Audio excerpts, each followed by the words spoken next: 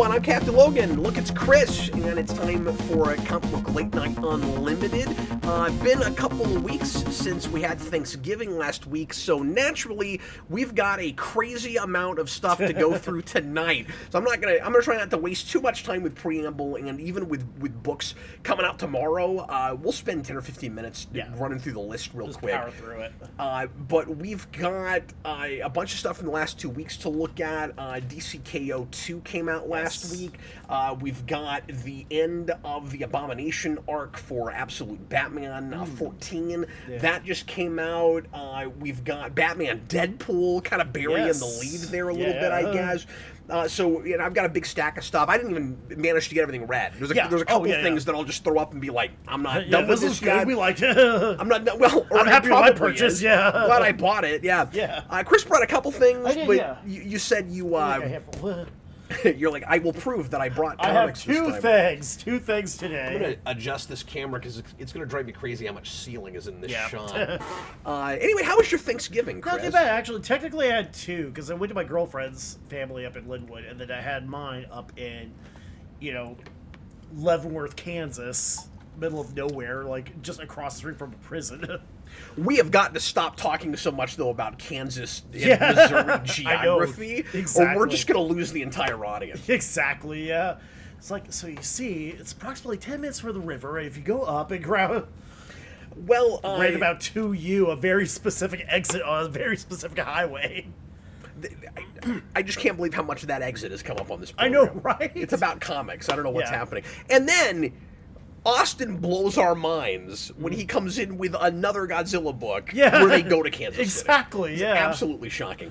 At the end of the program tonight, we're going to review the Cobra Commander miniseries from Skybound, the Energon stuff, and that is, as far as I understand it, Chris, the book that kicks off G.I. Joe. I can see that. I think that's the first thing they did. It's the origin for not just Cobra Commander, but the organization Cobra itself.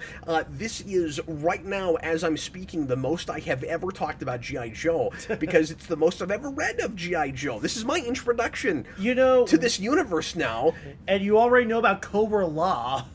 Yeah. Well, the only thing that I understand about that is I read the letter at the end of it that I don't think Joshua Williamson wrote it. Who maybe Kirkman wrote it. Right. Who was like, yeah, we just blew your minds with that Cobra Law thing, right? And I was like, I know nothing about this character, so I'm just reading this as his origin. As far as I knew, this guy came from a weird culty group called Cobra Law, a place called Cobra Law. Yeah. Like, hell if I know. We get to define the difference between Cobra Law and Cobra, just the organization Cobra. Yes. Well, and I understand immediately how completely different they are. Exactly, So that's good. Because Cobra is kind of Cobra Commander eating up a bunch of other organizations and then turning them into his kind of version of Hydra. Like, Cobra's kind of Hydra. And that's where that came from, too. I mean, Hydra started, it was Larry Hama just asked, like, I think it's either Mattel or Hasbro that makes. It's Hasbro. Yeah. Just whipped to Hasbro. Was like, okay, cool. So we're rebooting G.I. Joe. Who does G.I. Joe fight? And they're like, sorry. Austin says Duke was first. Duke. They did Duke, and then they did Cobra. Well, it makes sense because Duke is kind of like the de facto protagonist of G.I. Joe. It makes more sense that they would start with a good guy, but I wasn't sure what the order was. Anyway. To be fair, though, I think by and large, people probably care more about Cobra Commander than Duke. Because I think most people kind of forget who Duke is. He's just the guy. Most people probably just assume he's G.I. Joe. Well, just based on covers, if you put a gun to my head and said I had to read something G.I. Joe, I'd be more likely to want to read about one of the crazy, cool-looking bad guys. Exactly, than what I always perceived as, and this isn't fair, I've never watched or read any G.I. Joe, so I don't want to step on anybody's toes that's a fan of that. But what I always perceived as boring army men. I mean, for the most part, when I was a kid, I didn't want to play with army men. Yeah. That wasn't my thing, and so I never got into G.I. Joe. And it was also, like Transformers, a little ahead of my time.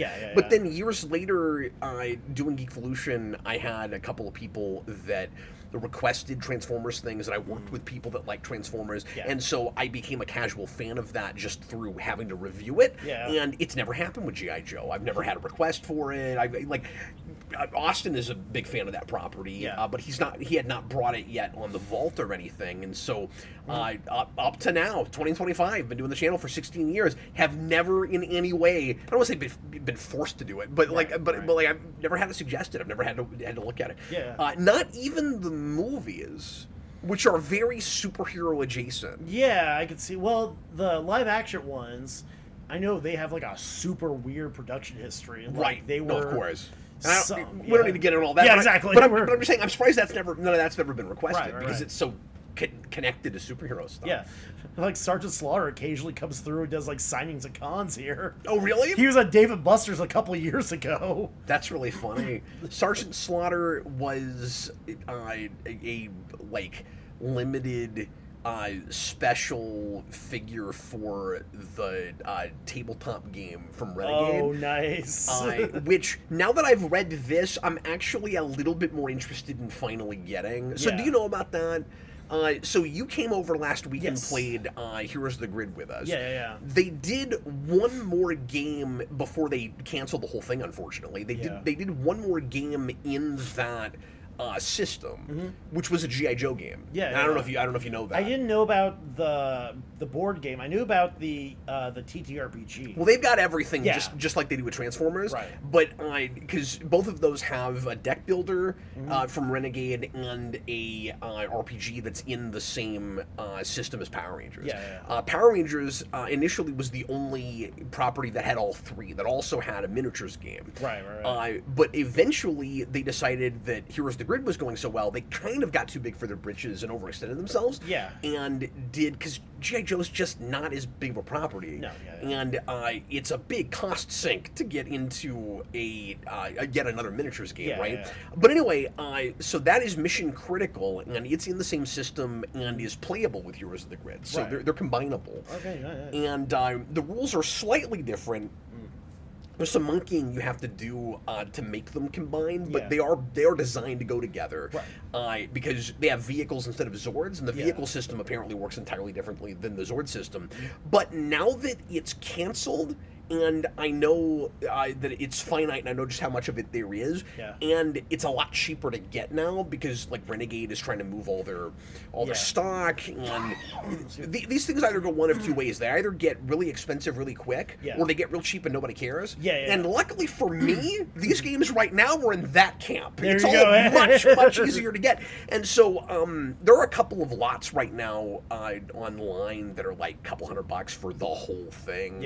So I don't know if I'm going to pull the trigger on that right away, but I'm kicking it around, finally getting into that, because immediately, and I don't want to get ahead of myself, we'll review this later, but immediately the thing that struck me reading the Cobra Commander mini, and I realized that it's reinvention, and just like with Transformers, of course, because it's all in the same shared universe, they're reimagining the whole thing. It's a lot more colorful and wild and out there than I ever realized. I always thought of it as just boring army stuff. But Austin described the Cobra Law thing as like evil Wakanda. And I can see that. it is very much that. And so immediately I'm like, oh, this is super comic booky, which I guess I should have expected. But then in mixing it with Transformers, it has now kind of this cosmic angle with it, and so it all just feels kind of grand and crazy and ridiculous. And I forgot that this is part of the Energon series because, or the Energon umbrella, because, like, I was reading, it's like, oh, hey, that's Megatron. So we get to the point, and it's like... Oh, you didn't even remember it was Skybound? Well, I knew it was Skybound, but I forgot how interconnected they were and how much they were all tying together. So, again, I wasn't expecting to see, like, Unicron show up. Well, I was... Just, we do tease Unicron there. I certainly was, just because I'm caught up on Transformers now. And Austin and I just reviewed up through 24 recently. And so... all of the follow-up to spoilers, but most of you guys that have heard us talk about this will be aware of this already. The follow-up to the big Megatron reveal is, of course, there, and so I already knew that he was with Cobra. but that was about the extent of what I was aware of. And then I'm totally caught up with Transformers now, and I'm reading it in singles finally. Yeah. And I'm buying the Kirkman stuff, so I've already met a G.I. Joe character or two there. So firmly in my brain, these are all connected things now. And even Void Rivals has connections to both, does it not? I can't remember if there's any G.I. Joe stuff in that first arc. In the arc we read, I didn't clock any, but like, maybe not. Yeah, maybe not. But maybe later on too. I'm sure. Yeah, exactly. Yeah. But I mean, in Void Rivals, we right away had Quintessons, and we had. Yeah. I want to say that's where the Skywarp thing happens. I don't remember. Is it Skywarp or somebody? Austin can tell me. There's a Transformer that real briefly they see there. If you recall, in like the first or second issue. I can't remember which one it was offhand. Austin says if you go back to Transformers 26, which is the most recent one, when Thundercracker is freaking out about a scary place he just got back from, you see flashes of him in Cobra Lot. Oh, nice. Okay, cool. So I gotta tell you, and again, we'll full on review this later. I guess I'm just excited to talk about this. Yeah.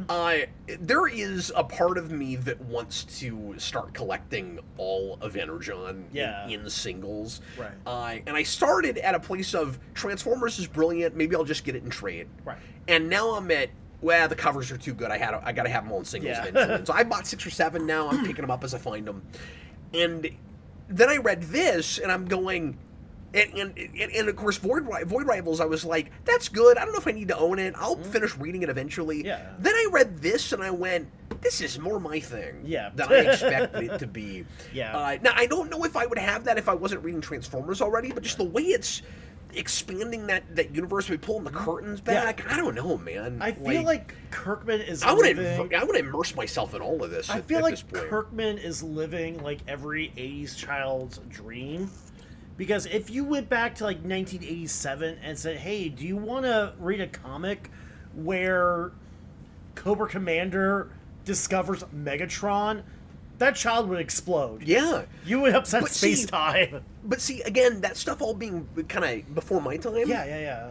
And obviously you and I are about the same age, right. But a lot of people our age did, like, maybe they had older brothers that were into that stuff, or they saw reruns or whatever. Yeah, a lot was in syndication, too. Yeah. Like, and then and then if you found the toy secondhand or whatever. Yeah, oh yeah. But my thing is, the storytelling elevates the material to the point where it turns me into a fan finally. Yeah. Where, like, I couldn't get into that stuff before because I wasn't there when it happened. Yeah. And so the cartoons are a little bit too like Ninja Turtles or Power Rangers in that, for me anyway, in that I couldn't penetrate it as an adult. Right. You know, like I almost had to be there. Now that I've looked at more sophisticated material for Transformers, even the cartoon show is certainly a little smarter and has more variety and there's more going on than like a Ninja Turtles, certainly, and a Power Rangers. Like I'll freely admit that. Like I'm a giant fan of those properties. Yeah. But Transformers is definitely a smarter thing at the start than those. Yeah. Both of those things have more sophisticated material now. Yeah. And I think that I know with any sort of like property like this, any sort of like retro property, the secret is to make it as cool as you remember and not necessarily as cool as it was. That's right.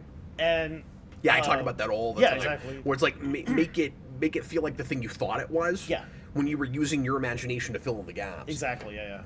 Anyway, let's go ahead and look at comics coming out tomorrow. I'm not going to read everything. We'll just kind of blow through this a little bit. Yeah. So Batman 4 is tomorrow. We got 2 of the Batman books that I've got on my pull right now tomorrow. Night Fight number 2. Yeah. I was not real impressed with the first issue of Night Fight, but I do love the art, of course. It's Dan Mora, and we got the Batman Batlift thing. So I will buy all of that no matter how the storytelling is, but I will say I was a little disappointed with that first issue. Fractions Batman has been fine to me, but kind of meandering. I thought issue 3 was a much bigger step in the right direction. So we'll see what 4 is like. Absolute Green Lantern is tomorrow. Batgirl I've been buying for covers. I'll probably get that again. Yeah. All these KO offshoots, Chris, I've not felt the need to get, and usually the way I am with events is if there is a mini that is really striking as just sort of its own story, like Night Fight, right? I will buy that, but I don't feel the need to get everything to get the full story. And the nice thing is, these days it's a lot easier to weed all that stuff digitally if you want to, and not have to actually collect it. Yeah, exactly. So, and I tend to be lazy and not look at that stuff anyway. With KO.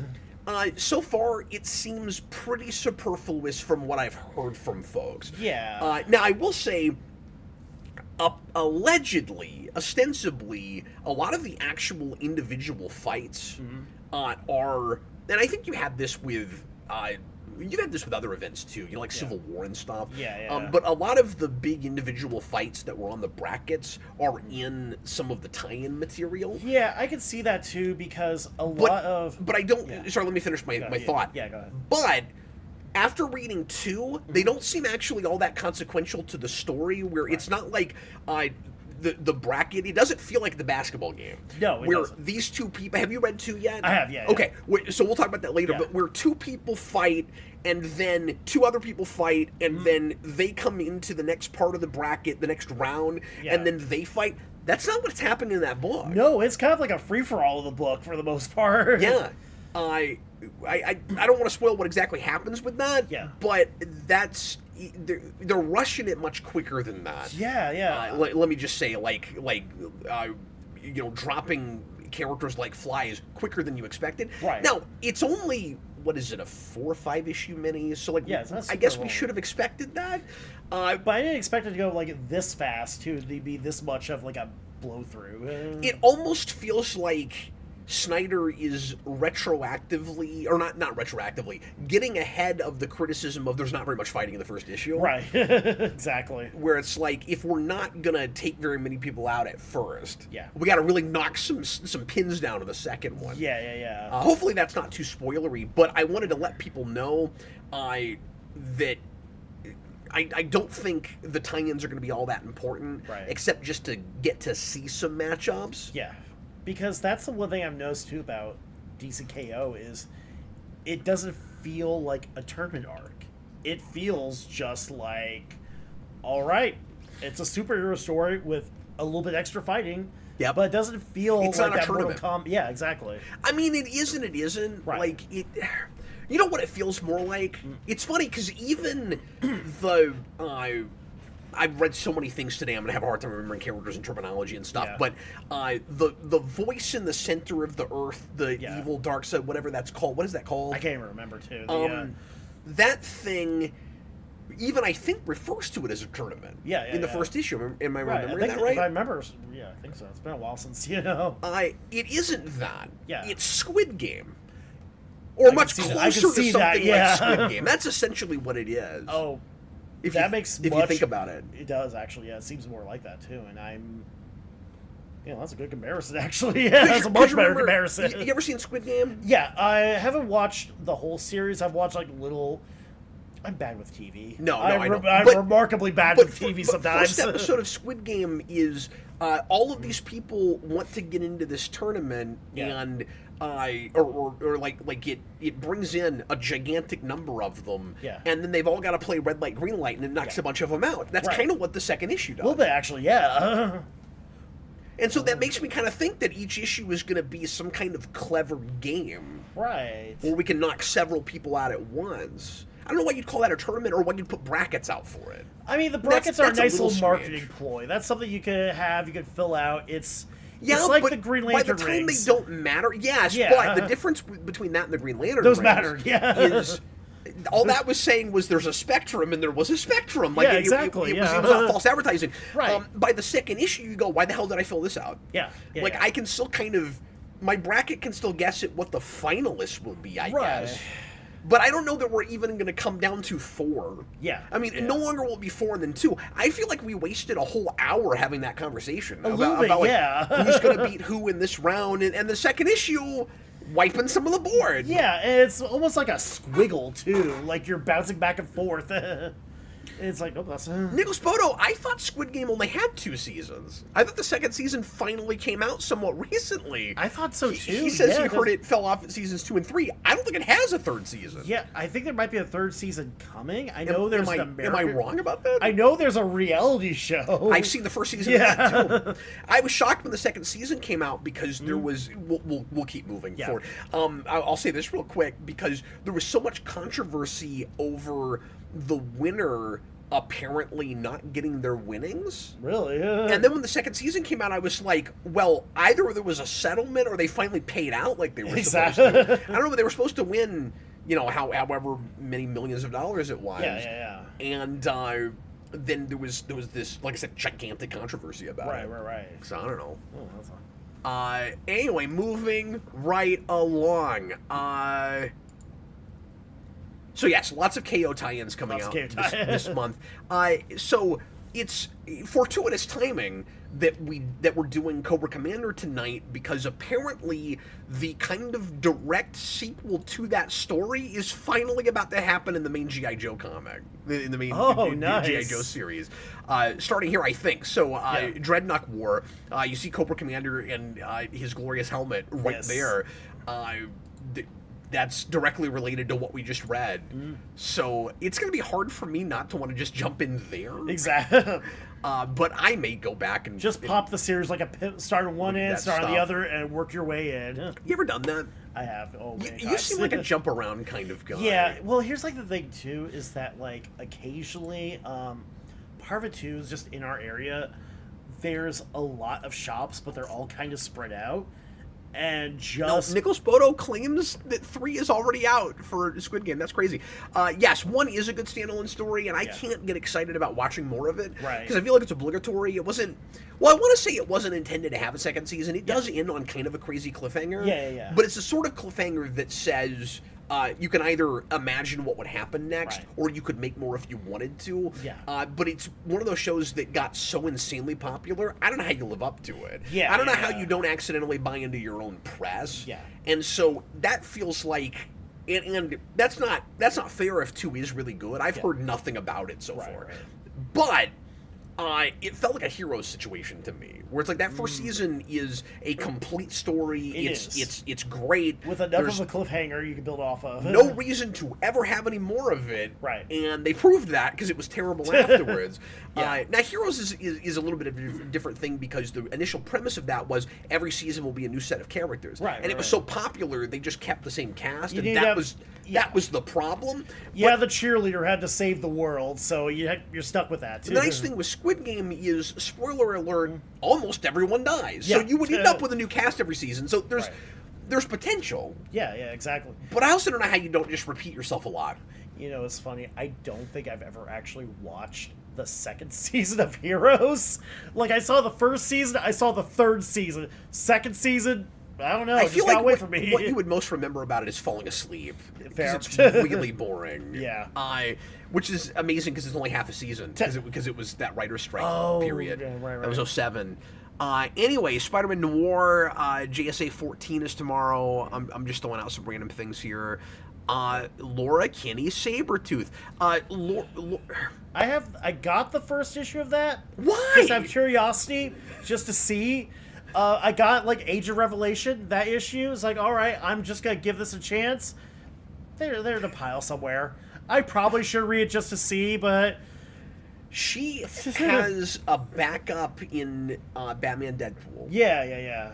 With Nightwing. Right. And it's surprisingly thoughtful. Yeah. Like, I immediately went, I don't even see what the point is of crossing these characters. Right. Like, that seems like a strange choice. And, of course, I don't like the whole Wolverine mantle thing and all of that. But then, I guess I'm just reviewing this part of it right now, but there's actually some really cool paralleling in comparison contrast with their backgrounds and with the idea of both of them, Nightwing and X-23 respectively, being sort of the sons and daughters of superheroes and trying to live up to great men. And that was all kind of cool. And then there's even stuff that I would never have thought about in putting those characters together.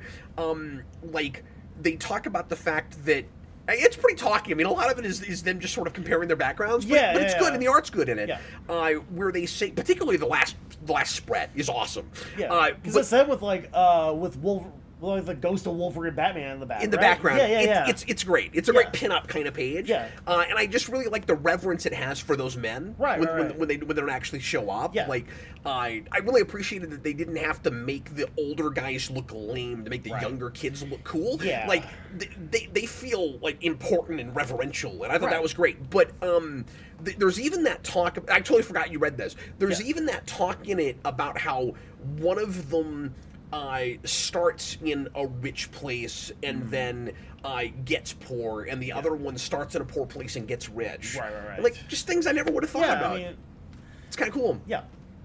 That was one of the better backup features. I was gonna bring it, but again, too, I got it. It's fine. I grabbed a bag of comics. I think I've got the stuff I got last week, and then it was the different bag of comics too. So. It's going to be so hard not to go long tonight. There's so much to talk about. Right. Anyway, Doctor Strange #1 is tomorrow, and believe it or not, this is on my pull. Okay. And the reason it's on my pull, and I will likely not keep going with this unless it's just Dynamite. Yeah. This is creators I don't know. Derek Landy and art by Ivan Fiorelli. But I'm getting this because I collect Angela. And you see her there on the cover, but there's also a variant that I specifically pulled that they ordered for me. Right. That's just her. Oh, nice. And I have to have that. Fair enough, yeah. And look how pretty it is. So even if the art sucks, I haven't bought any Marvel Angela in years. It'll be really nice to get something with her again. Right. Because I love her. And I love Spawn Angela, but shockingly, Marvel Angela is also really cool. I like her a lot. I'm the only person that cares. It's nice when she shows up and stuff because I feel like they do it just for me. Yeah. I don't feel like anyone else gives a crap. I'm trying to think. I'm not sure if I've actually read a whole lot of Marvel Angela. I know she has a 1602 comic. Yeah, which I've never read. I've got it. Yeah. But that was a tie-in to Secret Wars. Oh, yeah. Yeah, Secret Wars had a ton of really weird, interesting crossovers. She starts in Guardians. She starts in Bendis' Guardians. Yeah. I think Bendis' Guardians. And then she gets 3 or 4 minis all to herself. One of them, I forget what the first one is. One of them is Queen of Hell. Yeah. She takes over Hela's place. Nice. The whole idea is she's supposed to be from a secret 10th realm that is kind of heaven. Right. So they sort of bring in a pseudo Judeo-Christian thing, I guess. Right. I guess. I don't know. I don't want to get too far into this, but the initial introduction to her is super cool, and then I feel like it's almost immediately retconned. Yeah. And the whole 10th realm thing works really well, and the idea that she's kind of like a half sister for Thor. I ended up liking all of that. But there was this almost cool meta component to it. It felt like when she first shows up, where it looks like this is in that Guardians book, where it's like issue 7 or 8 or something, I forget, where it looks like you have a tear in reality, and she comes through it. Almost like she came from Image. Nice. Like from Spawn. And then immediately we go, no, that's not the same character. And I was like, but the introduction was really cool. And, I felt like they could have had their cake and eaten it too. Right. And then she came from another universe, but we find ways to talk around Spawn because we're not allowed to reference that. And maybe as soon as she comes in, we do some kind of goofy cosmic stuff where immediately her memories are changed and she's part of the fabric of our universe. I mean, Marvel, you could have done something and Marvel's done stuff like that before, when they've lost the Godzilla license. DC's done stuff like that before. I'm sorry, what were you saying? Oh, I was just gonna say too, they've had the Godzilla license and the Conan license, and they've lost those. It had to retcon stuff just to make it fit. Austin, I think she starts in Thor, but Bendis Guardians is real early too. No, Guardians is the first issue she pops up in. I know Bendis Guardians. I think that was right before the movie. It was. Yeah. Well, and then when you look at Ragnarok, which I still hate with a burning passion, but when you look at Ragnarok, they blended Hela and Marvel Angela together. So if you know anything about Marvel Angela, she is half that character. Okay, yeah. They were looking at material. That's one of the only things I like about that movie is that I sort of got a bit of Marvel Angela. Fair enough. Sorta, kinda. Now her whole like bartering philosophy is not included in that. Right. But she has this whole cool philosophy of like anything that I do for you, there's like a payment. She's all about bartering. Right. And that was kind of a cool idea. Okay, yeah, but yeah. anyway, moving right along. I'm taking too long on this. Yeah. Hulk Smash Everything is tomorrow for anybody that cares about that. Godzilla 5. So far, I've got 3 or 4 tomorrow, it looks like. Right. Like I said, for me, it's pretty much just those Batman issues. And, I mean, I'm tempted now by G.I. Joe. I don't know if I'm going to start buying all those things, like, now. Yeah. Or if I'm going to go back later and get them. That's probably how I'll handle it. Yeah. But then I'm going to get that Doctor Strange issue Get for my bad Angela. habits, too. Just pick up books wherever. The Phantom books have been having great covers. Yeah. I read the first one. I Oh, thought did it was you? actually decent. Was it cool? Yeah, it was pretty cool. I was tempted by this because the cover's amazing. Oh, okay. That is a great cover. Terminator Santa Claus is coming to town. Tell me what you were going to say real quick, and then I'm going to read the copy of it. Just that I read the book. It was solid. Like, it was kind of, so I straddled that line. Did you review it on the show? Well, actually did. I think you brought it in. Yeah, I brought it in one time. But you said it was decent? Yeah, it was pretty good. It kind of straddled that line between, like, modern comic and, like, the pulpier storytelling, where... Is it set now, or is it... It's kind of... Like, technically, yes, but they still had, like, enough of, like, the pulp sensibilities, too. Like, it's still a Kit Walker. Well, it's always going to be it's always going to be a Kit Walker. But is it like a present-day Kit Walker? Yeah, basically. Like, it's because you can't do Phantom Timeless. You have to set it in an era. Exactly, yeah. And they kind of do Timeless as much as they can. Oh, weird. Like, okay. they kind of... So they try to keep it totally Yeah, pulpy. it's like... It's modern. You can tell it's modern. And they do, like...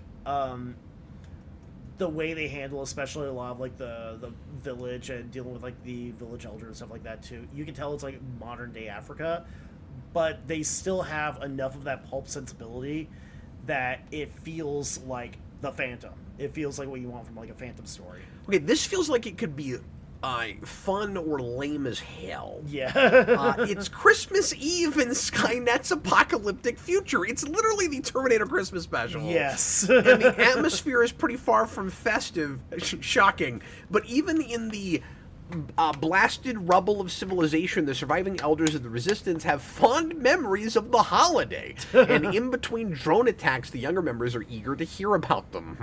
The story of the jolly old man in a red suit who infiltrated people's perimeters is especially intriguing. How did he avoid the sentries and guard dogs? What kind of exhilaration technique, exfiltration, technique was he using? And most important, did he have glowing red eyes that matched his fur-trimmed hat?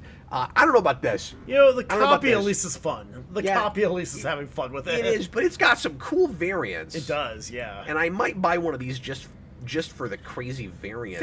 I do get a little bit of the Lobo paramilitary Christmas vibe from it. Oh, I forgot about that. Yeah, that's... or do you remember the Larfleeze Christmas special? Oh, yes, I do! I don't know why I remember that. Oh, yeah, where he was talking about how he was after St. Nicholas so he could get, like, all the toys, stuff like that. Is that what it was? I didn't read it. I just remember when that came out. Well, I think it was actually a tie-in to what was going on in, like, regular Green Lantern at that point. I'll just scroll down just so remember people can see what's coming out. I just remember I heard, like, a story about somebody who went into, like, their comic shop and saw they had, like, a box of lantern rings, but they only had, like, 10 of the orange ring. So he was like, you know what I did? I bought all 10 orange rings. So you have one for each finger. Well, and no, then look, it's avarice. You gotta have them all. I was gonna say, and then you could be like, look how selfish I am. Exactly, yeah. How greedy I am, Yeah. I should say. There's a Dark Souls book coming out tomorrow. That's interesting. I feel like the only way to do that is to somehow make it difficult to read. You make it Ulysses the comic, too. You have... So anyway, this is tomorrow. Not a huge week or anything. I'll have a few things to pick up, and then the week after is probably quite a bit larger. Right. Nothing too super big coming out, doesn't seem like. At least for the stuff I buy. Austin's going to have a bigger day tomorrow right. with Skybound and Godzilla. Okay, let's go. How do I want to handle moving forward? We can go ahead and get into Austin's books. So he said he had some 20 books to read. He got through like 8, so he's going to review those for us. Yeah. And then next week he's going to try to bring in some more of it. So spacing it out, which I appreciate because I've got a crap ton of stuff to show you guys. It's bad when we miss a week, I guess. But also, and I meant to say this earlier, my shop had a big Black Friday sale, and I'll tell you what it is. Their Black Friday at Nerdstalgia is insane. Yeah. And it's really hard not to buy a lot because it's so freaking cheap. So I have half a short box. Nice. And I'll just briefly show you the stuff I bought, or as briefly as I can get away with. Yeah. And I did get one pricier book that I'll show you, which is kind of exciting, and a thing that I've wanted forever, and I'm almost embarrassed I didn't already have a copy of. We'll talk about that. I've probably mentioned it before, and away we go. So let's. I'm stalling for Austin, but Austin, come on in when you're able to. Jump on in. The water is fine, and we'll everybody into the pool, and we'll let Austin talk about his books. If he read any of the stuff we did or I did. We'll talk about those with him, of course. I imagine he got Absolute Batman 14, unless he's already dropped it, because he said he's not been as in love with that book as I have, and it's at the bottom of his absolutes. It remains at the top of mine, just under Wonder Woman, but I'm not caught up on Wonder Woman. So I do think Wonder Woman is certainly the better book. The rest of it, I have to say, I've kind of lost interest in a little bit. Eventually, I'd like to catch up on everything. I'm maybe curious enough about Flash to eventually finish it. But that was kind of lower the totem pole. Green Lantern, I kind of could care less about. Right. I've heard that, like, a lot of the weird stuff, the stuff we liked about the book, they've kind of kept up with, and they've kind of actually kept up with. Of which? Green Lantern? Green Lantern, okay, yeah. A lot of, like, the actual, going into the actual lore, the actual, like, metaphysical, philosophical aspects of the different Lantern Corps. Oh, okay. That, at least from what I've heard, they lean into that. Well, that's true, because it gets more interesting in that last issue we read, where suddenly you get the mythology done. Yeah, and from what it sounds like, that's just the book going forward. Okay. Yeah. Well, maybe the main thing to complain about with that is just structural, then. Yeah. I'm dumb. Austin was calling here, and I was like, why can't I click on that? Oh, because I have to answer the call. It's like Ghostbusters. Ghostbusters 2016. Anyway, wow, you went in the same place I did. Hi, Austin. What's up? How are you guys doing? How you doing, buddy? So good. Good. I like your I'm ready to talk some comics. Yeah.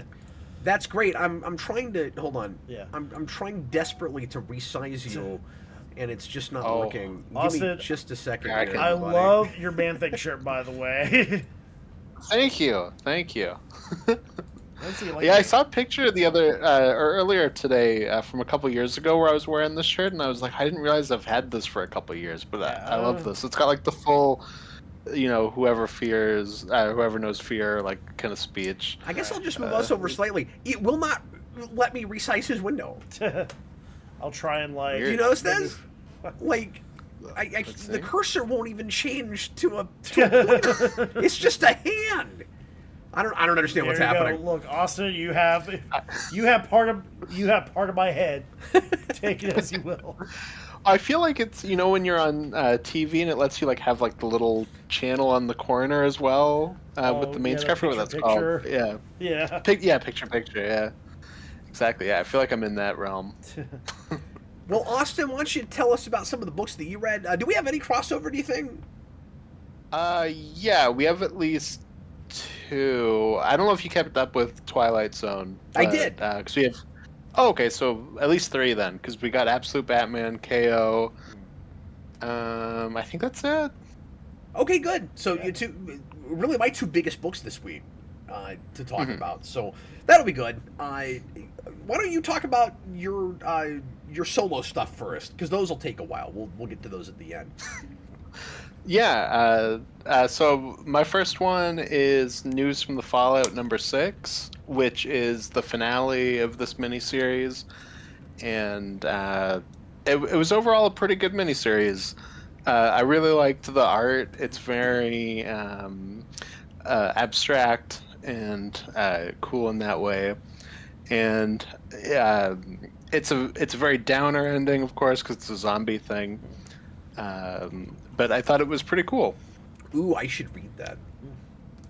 Yeah. Well, yeah, it's interesting because it's zombies that are a little different because it's like a spore thing, but it's like you have that in like a I think it's either late 40s or early 50s. Like it's like a kind of early nuclear thing too. Oh, interesting. I mean, you've talked about this before, but I didn't immediately remember all of the premise. Mm-hmm. Yeah, I mean that's fine. There's so many books. This is why I'm glad that you're coming in on these for a little bit, because you have like as many things as I'm buying. You have this whole other set of books. Like there's so much out. Well, I'm trying now to tackle like a couple more like indie stuff as well, where it's like, oh, here's like a new #1. I'll give this a try. Yeah. Just to kind of see what's up. I'm so bad about that. I've always been bad about that, so I can't say anything. But like, and I'm buying monthly comics. I'll try it. Well, you and I are a little bit different in that I have a lot of weird random things in my collection, but like by and large, I collect somewhat specific kinds of things, and you're buying in digital, so you're a little bit less choosy because you're not really building a collection. It's more for just reading it when it comes out. I mean, I'm sure you go back to some stuff, but. Yeah. No, I mean absolutely. Like I don't have like the collector's mentality. Like I'm more just like, oh, like this looks like a thing to read. I'll read this. Absolutely. Speaking of absolute, Absolute Flash #9. How is that series right now? It's good so far. I really like that book. I feel like it's kind of underrated, and part of it is just that it's very small scale compared to the other ones. Do you think that's probably the weakest selling? I'm gonna guess Green Lantern's the weakest selling, but I mean it could be Martian Manhunter just because it's Martian Manhunter, but also people really talked up that one, so maybe not. Martian Manhunter had a lot of really good like word of mouth too, and people are like, hey, exactly. Yeah. Well, that book, I almost put in another category because it started as a mini and it's not even being published right now. Like 7 will come out eventually, but yeah, I think that maybe comes out in like the next couple months. I think maybe. Yeah, it's on its way. Yeah, it's coming at some point. But I'm with you. It's got to be Flash or Green Lantern. Yeah, I would think it's probably one of those two. What I know, like I read when Flash started, like #1 was like the highest selling Flash comic, maybe of all time, maybe just like in a long time. I don't know. I can't remember offhand now, but I don't remember hearing anything. I always take that with a giant grain of salt, though, because of the way they sell the comic shops now. Yeah. Where it's like, is that because of gimmick variant crap? Were there any blind bags involved? I don't remember if the Absolutes had those. Are we talking sell-through numbers? Are we talking just the comic shop numbers? Like, we don't get the full list anymore from the distributor, so I don't trust that anymore. But anyway, no, I mean you're absolutely right, and I wasn't thinking about it that way. But anyways, this book's been pretty fun. I really like the kind of dynamic that it's been doing with the Rogues and with Flash, and Grodd, and kind of just the world building stuff with Thawne. All that stuff's been really cool. Has that book tied to anybody else yet, or is it still in its own pocket? Because Thawne now, of course, has been an absolute evil. When does the next one of those come out? Oh, I feel like it's been a little while now. Yeah, I mean I'm trying to think. Like where wasn't that when they announced another one, just like another one shot like that? But I don't remember what it was. Oh, okay, I'm dumb. I didn't know it was a one shot. I thought that was an event. Yeah, I did too, actually. Oh, sorry. I see what you're saying with Absolute Evil. Yeah, no, that was just a one shot. This whole time I thought that was an event. Yeah, I was waiting for issue 2. I was waiting for the end of that to pay off. Well, the question is, if that's just a one shot, can I talk about that ending yet without being too spoilery? Like, am I allowed to say what that last page is? I don't know. You gotta wait till Absolute Greenland. We got 7 people watching live right now. starts. Nobody cares. The last page. Spoilers for everybody. I thought that was a event. The last page of that book is they finally drop Lex on you just out of nowhere. Yeah. Mm-hmm. Yeah, I wonder when he's gonna pop up anywhere. I mean, it'll be in Superman, but like, I wonder when. Maybe. Although, who knows? It might not be. You don't know that. What if they reworked everything and he shows up in issue 7 of Martian Manhunter? I don't know how that works. You damn alien! I hate Martians most of all. And he's not even really a Martian. Look, Krypton not around anymore, but Mars is right there. But Mars is still there. God damn it! Right we need to blow up Mars. He really just hates Smallville. You really just hate Smallville. I would love that. Yeah, Which fair enough. They just had a big war in this tiny town. Yeah, I know. Exactly. Well, that's why he's got to show up. He's got to show up in Smallville and finish the job. Anyway. Yeah, I guess I can carry the Absolute thing and go to Absolute Wonder Woman, which is 14. Oh, yeah. Tell me that stayed good. It is, yeah. So I was 1 issue behind on that, which was nice because it was a 2-issue arc. So I was like, I just got to read both of these issues together. That was fun. And yeah, that one was really cool. It's kind of like a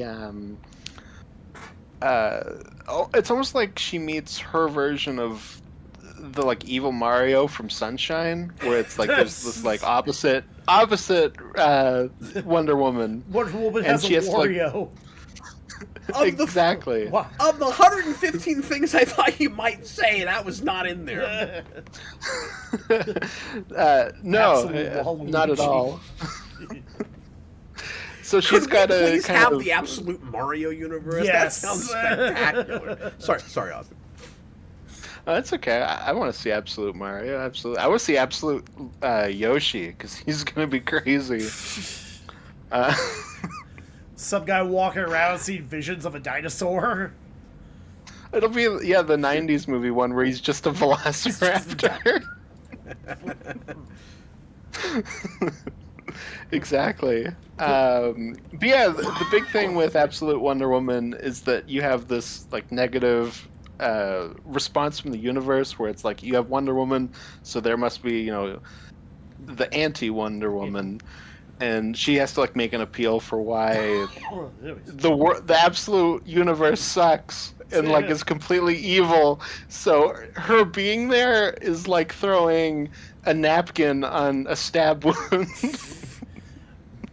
I don't know. I mean, when you say like we need the evil opposite of the hero who says why this universe sucks, that sounds like you give Wonder Woman a Superboy Prime. Yeah. Well, if only she punched somebody so hard that the universe shifted. But the big thing with that is Donna Troy's back now. Yeah, exactly, and Jason Todd's back. But the big kind of end with that is setting up that 15 is that Batman crossover where it's like, oh, there's a thing in Gotham, I gotta go investigate. And for some reason, I thought the Batman one was earlier, but no, it's like December's issue. Yeah. So it'll be interesting to see what that looks like. Let's see. G.I. Joe number 14. I read that, and it continues to be G.I. Joe and Mad Max for this new story arc. And it had one of the most awesome things I've ever seen, where it's so it's a 2-page spread, and it's it has like a banner at the top and then a banner at the bottom and then 9 panels on each page. And at the start, so it's Duke and Cobra Commander on a car, and they're jumping off the car, and then one page is how Duke lands on the next car, and the other page is how Cobra Commander lands on it, and then the bottom banner is the two of them driving away. But Cobra Commander's one is he jumps, and a guy shoots a harpoon at him. While he's in the air, he catches it, and then stabs 3 people with it when he lands. the most glorious thing ever. That's- I loved it. That's awesome. Yeah. He's just undeniably cool. Yeah, yeah. Yeah, no, he's 100% just undeniably cool. I have one complaint about Cobra Commander so Yeah. far, since I've read that many, and obviously I haven't read anything past that yet. My one complaint, this wouldn't, of course, make sense given that he's got to look like his classic look. But as soon as you paint a smiley face on his helmet, I just want him to look like that all the time. I just want that to stick.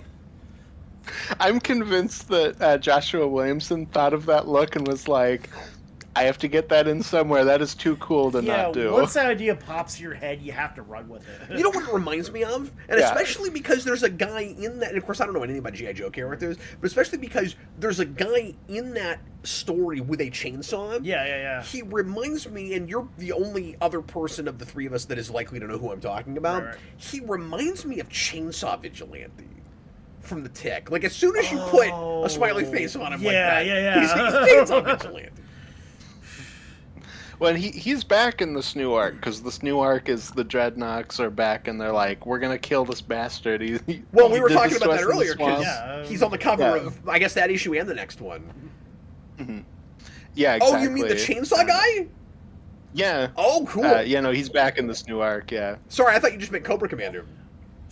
Oh, no. Yeah, no, the kind of thing with the arc is that Cobra Commander and Duke have to survive together while they're being attacked by the Dreadnoks.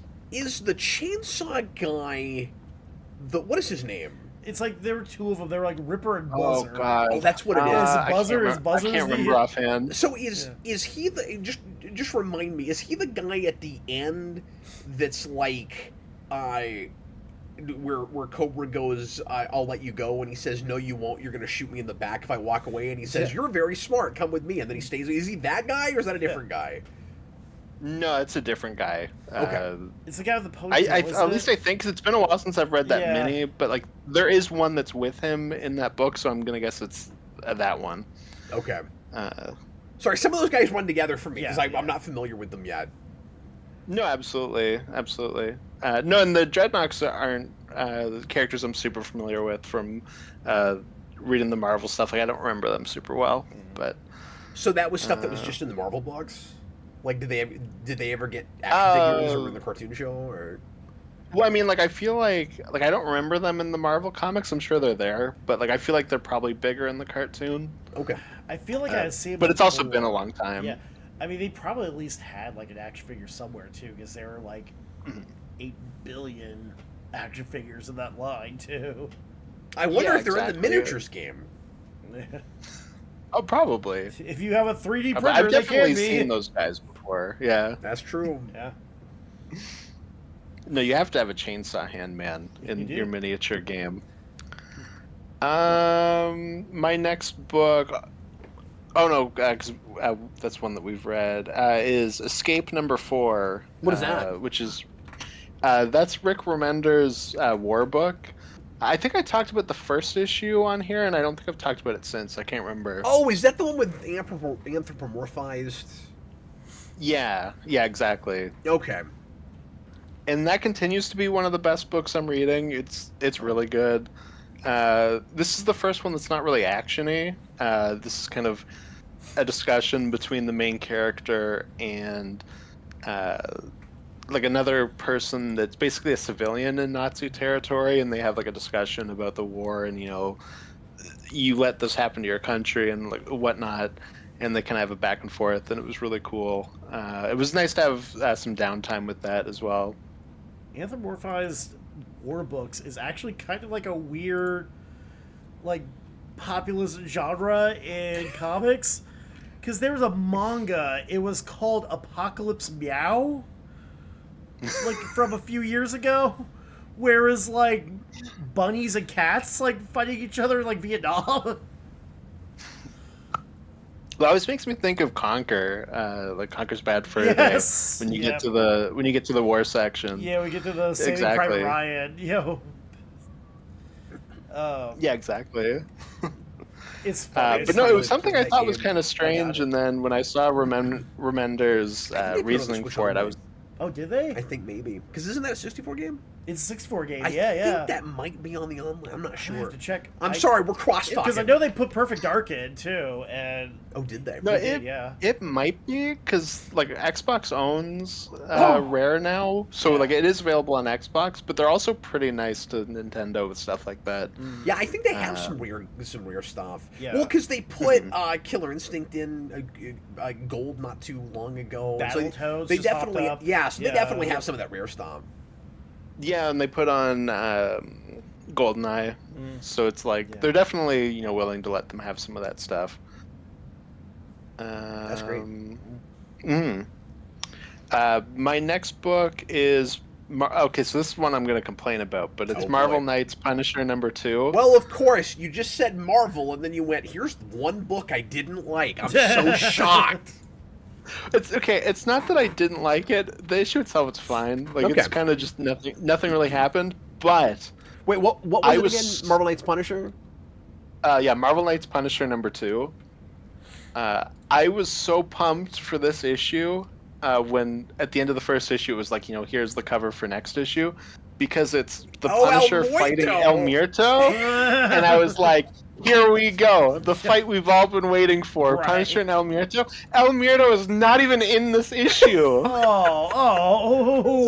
Wow. I was so mad. You can't do that when he's so front and center. Yeah. No, he fights a different wrestler named, like, El Mysterio. I'm like, did Marvel at the last second say you can't use that name? And this is not even a variant? That's the A cover? That's the A cover! Look, the only way you can get away with that, and I don't like this, but you can sort of get away with it if it's the cliffhanger. Yeah, like, if it's the last page, I don't like that, because you're giving away your last page, but at least it's in the book.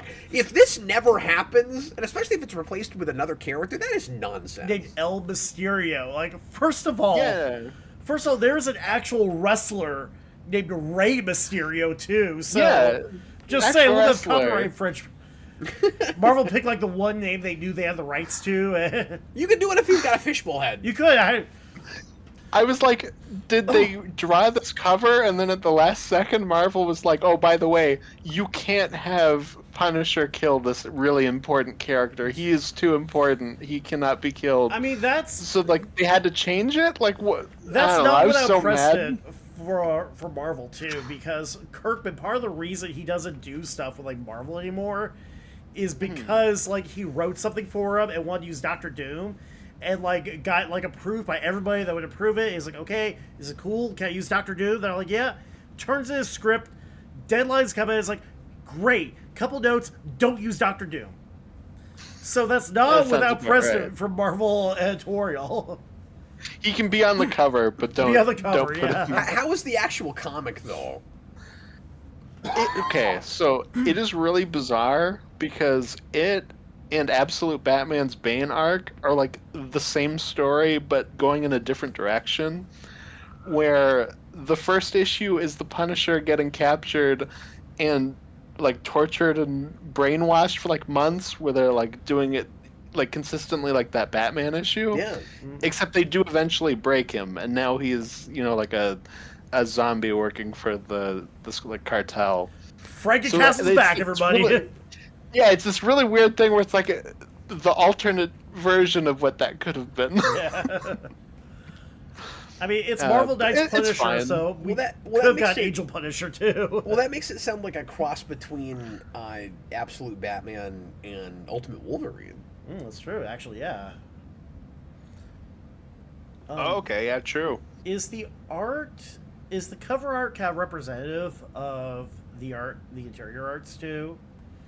Yeah, I think it's the same guy. Because the fact they made... I forget the actor's name. They make the Punisher look like Shane from The Walking Dead by the guy who plays him in the Netflix series, too. See, I feel like he looks like Brolin, but I can also see where you're coming from. I can see that, yeah. With, really angry guy with a buzz cut. Yeah, he's just kind of like, I guess, like an aged-up Bernthal, but I can see that, too, now that you say that. Bernthal, yeah, that's the guy's... I have the memory of a goldfish sometimes. I had to think about it for a second. I was stalling. It's like, I know he was Shane of The Walking Dead. I keep wanting to call him Frank Bernthal, and it's like, no, it's John Bernthal. He's just slowly becoming actual Frank Castle. Exactly. So my I got two more before we get to the shared one. Sorry. Invisible Man #4. I read that. That was the first Chris one I has read that today. too. Yeah. So I haven't awesome. finished this book. I just Oh, bought that this is a because, great cover. Yeah. This is what you did, Austin. I went to my shop and I was like, hey, you've got the Invisible Man. I was like, yeah, we got the first issue right there. You want to start it? This would be a good place to start. Oh, that's fantastic. I basically just brought this just to show you've influenced me personally. You haven't bought the other issues? That's awesome. I haven't finished this issue yet. Spoil it for him, Austin. Tell him what happens on the very last page. Well, at the very end, you get the preview for Phantom of the Opera, which is their next book, Nice. and it looks fantastic. I'm very excited for that. What's the art like in that? Is it kind of photorealistic, or what do they do with it? No, it's very abstract. It's Cool. the same. It's the same artist as the Dracula book, which is kind of like Arkham Asylum, but really? maybe not as far abstract. But Yeah. yeah, like it's more in that vein. Okay, yeah. And yeah. But Invisible Man, I thought was a great ending for that miniseries. I was very happy with it. It goes in a completely different direction than what I expected, and it was really cool. You should consider bringing that up in the vault at some point, because I'd like to read that. Yeah, absolutely.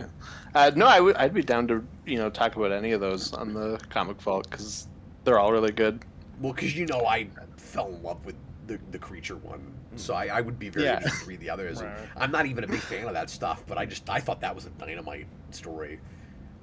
Well, it was funny because when picking that, I was like, I feel like that's the harder sell one of them for you. But I'm like, I'm gonna be self-indulgent and pick the one that I want to talk about. It's a good character study. Yeah. Yeah, exactly. Yeah, so probably at some point I'll do maybe that and Frankenstein. But yeah.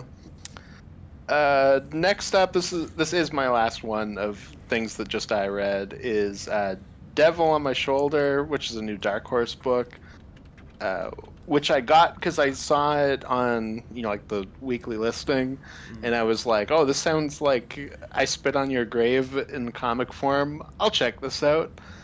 And Look at that scary guy. Yeah. it's super disturbing. Is it?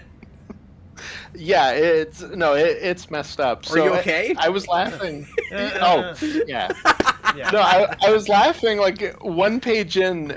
There's like a warning where it's like, warning. There's gonna be some messed up stuff that happens, but don't worry. When she gets her revenge, it's also gonna be equally messed up.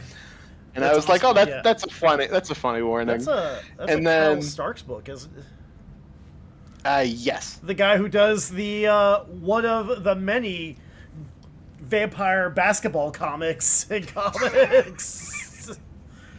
that populous genre. Very populous genre.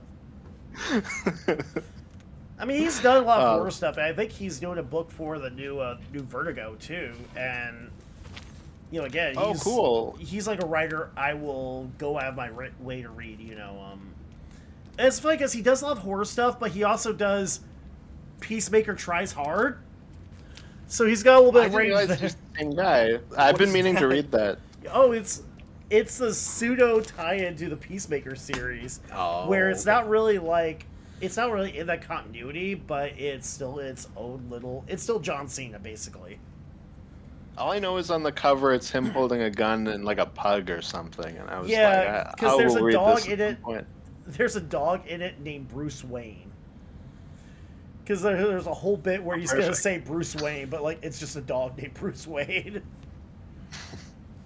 But when I was looking at the weekly listing, there was a lot of people that were like, oh, I love this writer, like, I'll check this out. And I'm like, I don't know who this writer is. Apparently I should do, because he sounds great. Another one a book of his I really liked was called Rock Candy Mountain, which was just like old 30s hobo stories.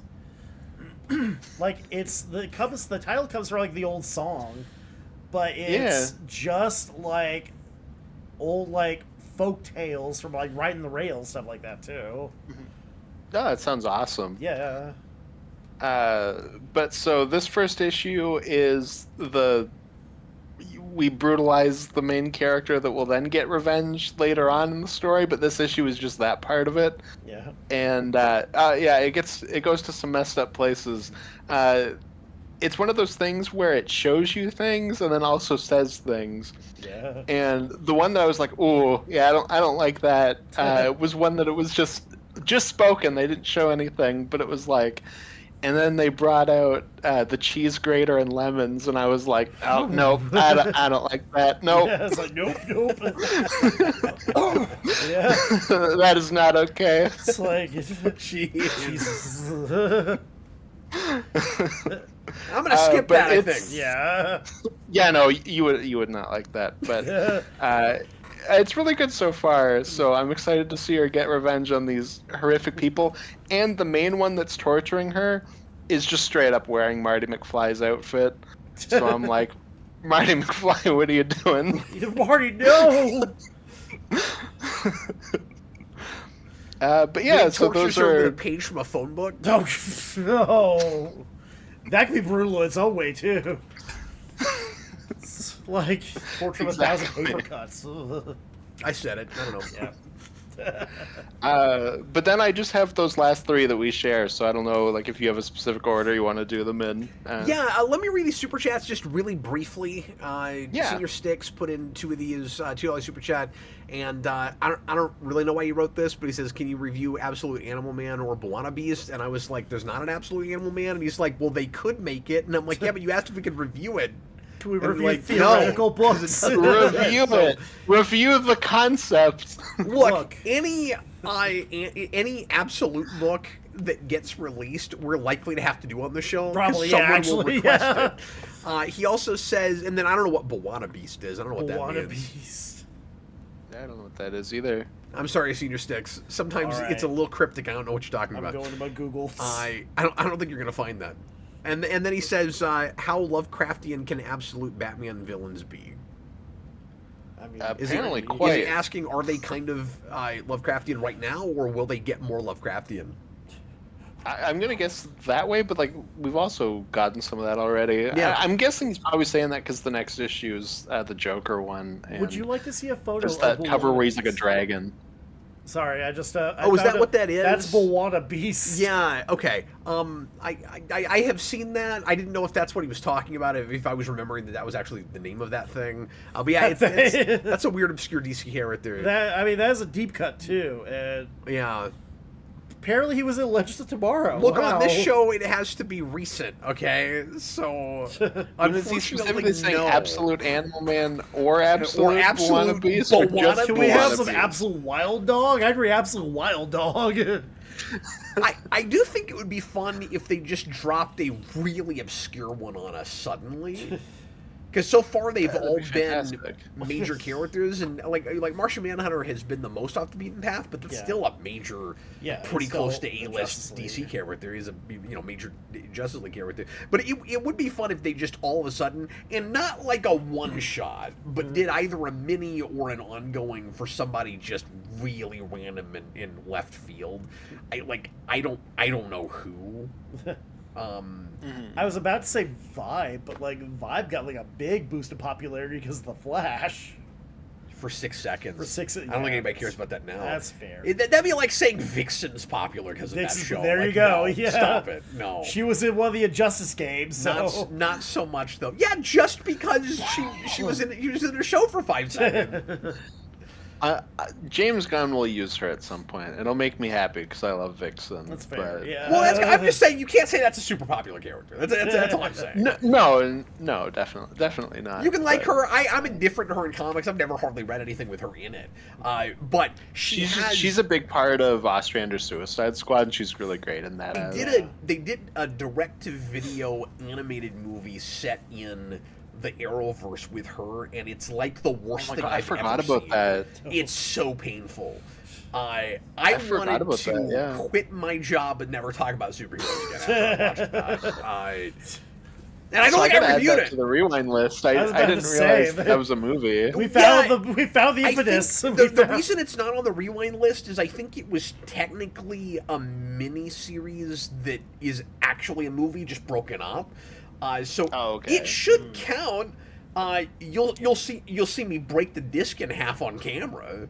It's like straight to Quibi. Now they did a Constantine movie like that too that they released in like good. 10 minutes chunks that was actually spectacular. Yeah. They showed that actually on the CW too. They showed that. Oh, I didn't know that. Yeah.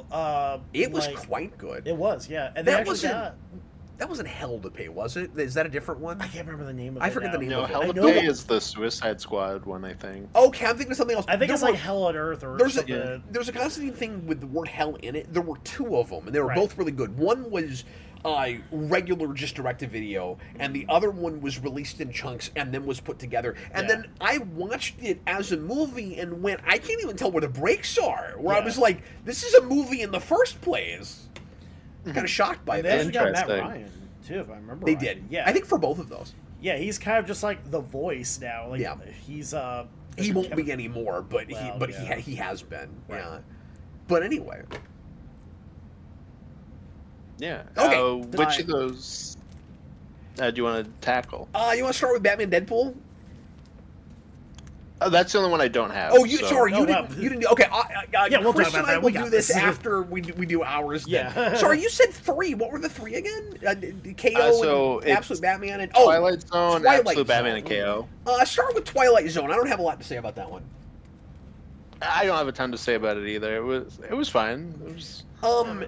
So my big thing, first of all, I got just the most kick-ass variant cover. That is a cool variant. That is a great cover. Yeah. It's lovely. This was Francavilla.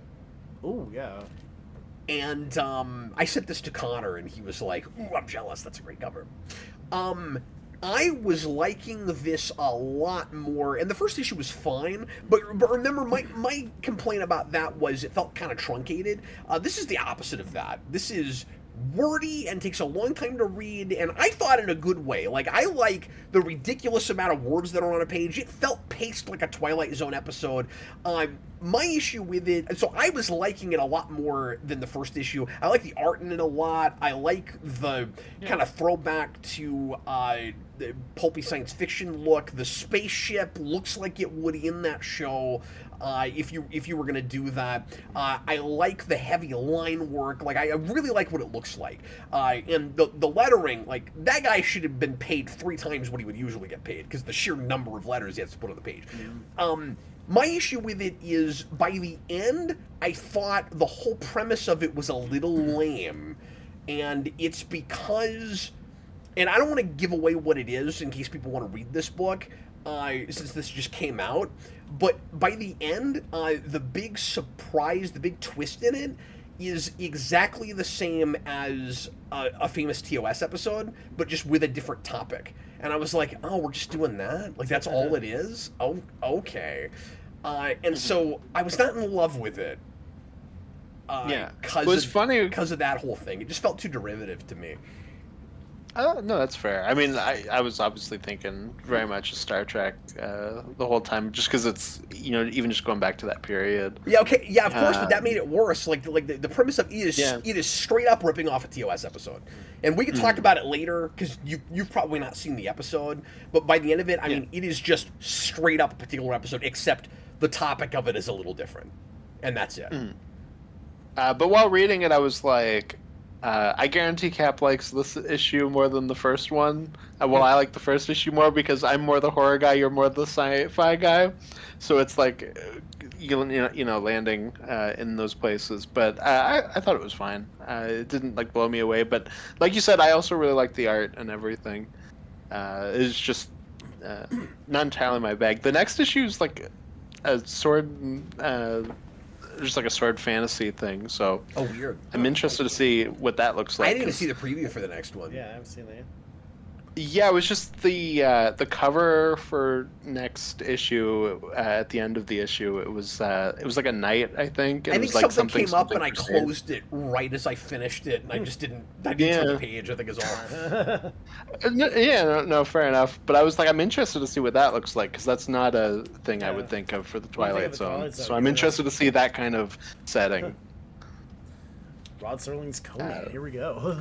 Why don't we go ahead exactly. and talk about Absolute Batman 14, since that's the other... Chris, you haven't read this I yet, read right? This. No, I need to get caught up. And then Chris can talk about KO with us, Yeah. and then he and I Exactly. will do Deadpool, and then eventually we'll just all fall down from exhaustion because the sheer number of things we have to talk about tonight. So Austin has not been on the high with this book that I have been. I'm curious to see how he feels about the end of this arc.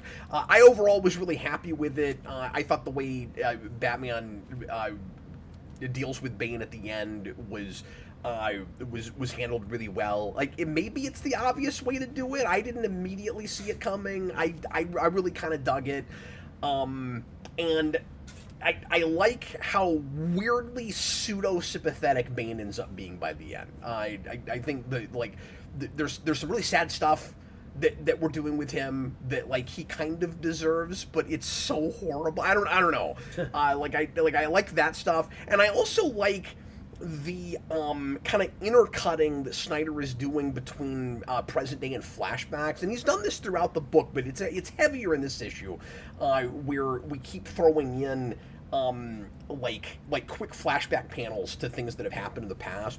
I have, and they're always relevant to what you're looking at. I have in the past complained with Snyder in regular continuity Batman that he'll stop everything to tell a story, and he's really, and like that's just a formula he goes to too often. And I like how far he's deviated from that whole thing with this series, and I appreciate the different approach that he has with that, and the intercutting between the big fight with Bane, which is just the most over the top thing, and you expect the excess and the over the top with this book. We end up with like a 40 story tall Bane. Oh. I mean, like it's the most Yeah. he's The bigger original than the King Batmobile. That. Yeah. No, he's the size of the original King Kong. Like he's about that big. Yeah. It's crazy. It's just I absolutely need to get nuts. caught up with this book. But we intercut between the big fight with Bane and what's his name? Waylon, the guy And before his Bibbo. Croc. Waylon Jones? His Yeah. fight with, for a second I just couldn't remember his name. Yeah. With Bibbo in the ring, going back and forth between that. I thought that was effective. But anyway, overall I was pretty happy with it. Let's see how Austin lands on it. I don't know. It was fine. I don't know. It was.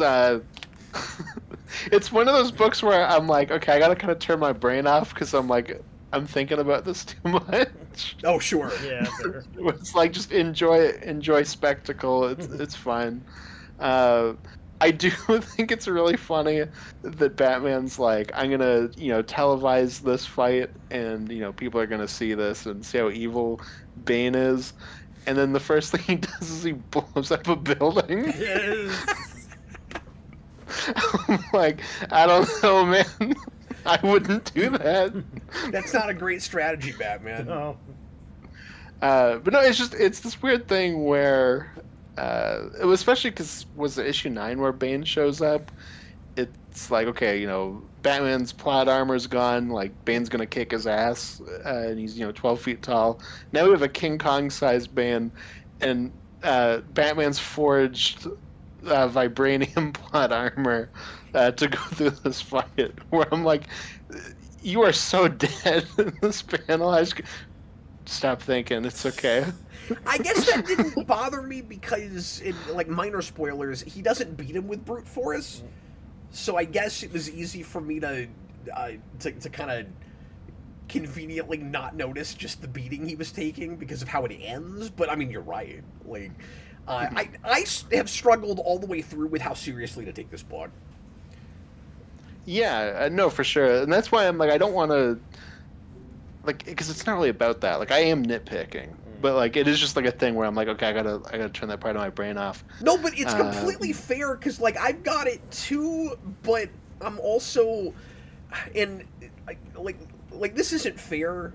This is almost like a lowering standards issue. But I think one of the reasons that I find myself enjoying this book so much is because of how little action happens in a lot of modern action books. And I feel like I get my money's worth every time I pick one of these up in the art department. And that sounds like really superficial, but I'm also like enjoying and appreciating this character enough that it's working enough on both of those levels for me. But a lot more of it, you're absolutely right, like is spectacle. And again, just from the very beginning, this thing has just felt a lot fresher. Like there's a million Batman stories all the time, and it still has this its own like tone and atmosphere that I've never experienced before. Well, it also kind of knows exactly what it is too, like the tone it's going for. Yeah. Because, I mean, again, I'm not caught up on the book, but one of the most famous panels is Batman looking at a burning skyscraper that kind of looks vaguely like Batman, with the narration box was like, always forward or advancing forward, Batman AF. It's like, yeah, no, exactly. You know what? Snyder's just... That's the book you're looking at. Yeah. Exactly. No, it's a thing where, like, I won't criticize Snyder for this book. Like, this book isn't for me, but I think he does a good job. Like, he knows exactly what it is, and he does a good job making it. It's just not a book for me, which is fine. I think I'll probably... Oh, go ahead. Go ahead. Just real quick. I also appreciated the ultimate kind of mission statement of it, or at least like Batman's mission statement, where, and this is spelled out, but where it kind of it comes down to, I don't think this is spoiling too much, but it comes down to the idea that it's not about winning the fight, it's just about the fight, and in that way, like, it is my Batman. But I think I'll probably, because next issue is the Joker issue, and then the issue after is part 2 of the Wonder Woman crossover. So I'll probably read those 2 and then drop it, just so I can get that Wonder Woman, the second part of that. But I don't know, it's fine. That's so funny because I'm still very all in with it. Right. And I'm not regularly buying any more of these. Only because I've managed to get enough of this book that, like, I think I own maybe half of it now, or a little bit better. And Wonder Woman, I bought a first issue somewhat recently. I had to drop $10 on it, and I haven't bought any more of them yet. And so that is frustrating. I need to get more of that book. And I'm still like, where am I going to start jumping onto it? Like, when do I like? I'll probably buy the Batman crossover, and then maybe I can justify it to myself where I can keep going with it after that. I've got a couple of crappy minis that are about to end, so it'll be easier to fit into my pull list, I guess. It's always nice when the crappy minis end. Well, the stupid, Spider-Man 94 mini, I think it's only got 1 or 2 more issues. And for some reason, I'm buying the Shredder and Casey Jones minis, and so there's a few things like that I'm buying more for covers and stuff. Just ride out that storm. That when those are done, there'll be a little bit more space to get better things. That's me with that. I was like, okay, I'm just waiting out that Godzilla Destroys the Marvel Universe one because I wasn't really digging it. And then they announced the Infinity one, and I'm like, God, do I continue? Like, I bought all of this. Like, I've like Godfather 3, just when you thought you were out, they pulled you back in. I don't know. I need to think about it. I also wasn't going to buy the Turtles one and then ended up getting it, so who knows? I don't know. I don't want to be Stockholm Syndrome about it, but we'll see. Well, at least the Turtles one ended up being really good. The Turtles one was really fun, yeah. So, and I like some of the versus Marvel ones. Like, maybe it'll pick up. Well, Austin, thanks for joining us, for going through your polls. We still have KO. Oh, I'm sorry. KO, for a second, I thought you didn't read. You did read KO. Yep. Yeah, right. I'm having a hard time keeping track of what each of you guys have read that I read. Okay, sorry. KO number 2. Yeah, I wasn't sure if you were going to stay on this after the first issue. Actually, wait here. I'll pull out my copy of KO. Yeah, it's only 5 issues. I'll read the whole thing. That's the wrong app. Well, there's finally fighting. Yeah. And not only is there fighting, but like we alluded to earlier, we end up dropping more people than you would have thought by the second issue. Like we were talking about, the bracket thing is kind of pointless. I'm not really sure why we did that. I don't understand the bracket thing. Just marketing, I guess. Yeah, they're not even doing. We were just even talking earlier. They weren't even doing the tournament thing. It's Squid Game. You're right. It's Squid Game. I think it's a lot more like Squid Game than it is a basketball tournament. Well, especially because, that first issue had it, that specific way. And then I think we were all like, oh, okay, so next issue is when the tournament starts. And sort of. There's no tournament. Yeah, I mean, it's got rounds. Yeah. But not in the way a tournament has rounds. And so, were you doing what I was doing, Austin, where characters would fight? So, I guess I'll set this up real quick. The idea is the entity in the center of the Earth says, here's the first big round. There's all of these artifacts, like magical or important artifacts, and everyone has to go after them. And if you're holding one when the round ends, then you live. And if you don't have one, you're gone. And there's only enough for half of the people.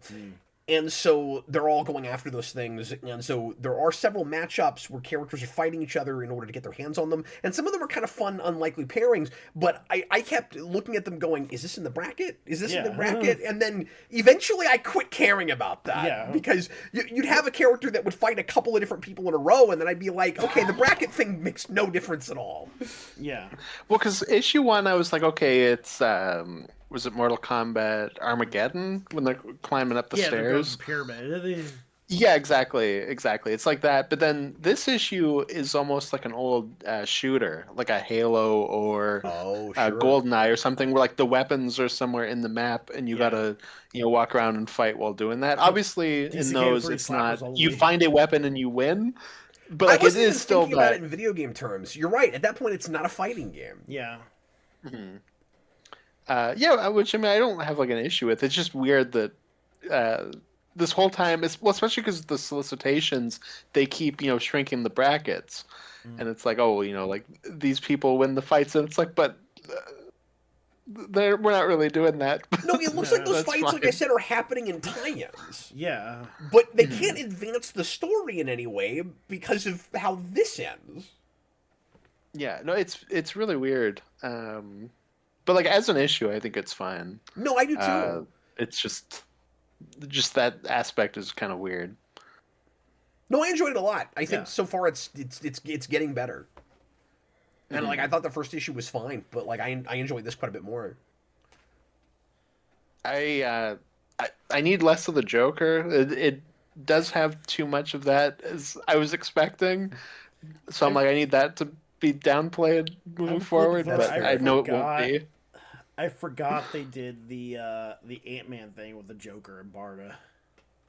The Ant-Man thing? What do you mean? Well, I guess he gets the Adam's belt and he can grow and shrink. Shrinks and goes in like her ear. Oh yeah. The parental advisory warning thing was bizarre. Oh yeah, where they. I don't know why they did that. Well, I think like if that feels like a holdover from Metal. There's a few things like that in this where Snyder is back in that Metal kind of mentality. Oh, okay. Yeah, I think like the parental advisory label is something that's so like striking for folks of like a certain generation. Like you see that on like an album at like your local record store. It's like, oh, you don't have that Walmart. But I don't think it makes sense for violence. You know what I mean? Well, that's what it takes me out because I'm like I'm thinking of the album thing where I'm like, this isn't an album. Well, I'm thinking, what are we even putting it on top of? Because that's usually used for language or nudity, never violence, really. Like, I mean, it depends on the album too. Like, well, one of them's weird because it's the Joker eating Cheetah and I think 2 other people. But I wasn't sure who they were. But it's like him throwing them into his mouth. Yeah. But it's just like them floating above his mouth with the warning over them. Yeah, and it's like you're not even getting violence there either. That's what I'm saying. I was like, it is just a stylistic thing to be like, oh, isn't this crazy? And also too, I not mean, to get stuck on that, but they do show like Lex Luthor chop off Superman's hand too. Yeah, no, that's true too. Yeah. That is really weird. That's my point. Is it's already a violent enough book that's just Yeah. silly and gimmicky, and I don't know why we're doing that. Yeah. The big thing I'm appreciating most about this book right now, just getting back to the broad, main story of it, is that it is living up to Snyder's promise that it's a bona fide Superman story. Yeah. And that it's about his wrestling with the morality of how to solve this problem. It's exactly what he said it would be, and that was what sounded exciting to me, and it has lived up to that. The stuff with him and Lex is not going exactly the direction I thought it would. Right.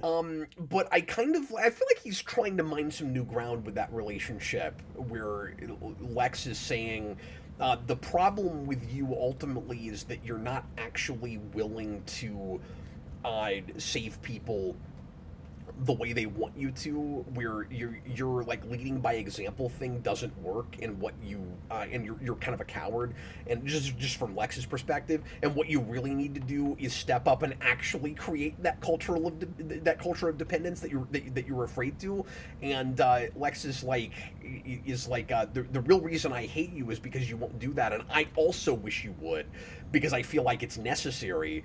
And I don't know if I like full on buy that in Lex's character, but it's different. It's a different angle on it. I don't know, because the thing is, I haven't been reading the Williamson stuff lately, so like I don't know if we naturally got to that place with him, and if that's building on some stuff I've not read lately. Because there's there's at least a few things that are referenced from other books, so we are paying attention to continuity. Well, this is co-written by them. I don't know if they're just like splitting off the issues or what, or maybe they just co-plotted it. I'm not sure, but I'd have to imagine it's probably building off his run.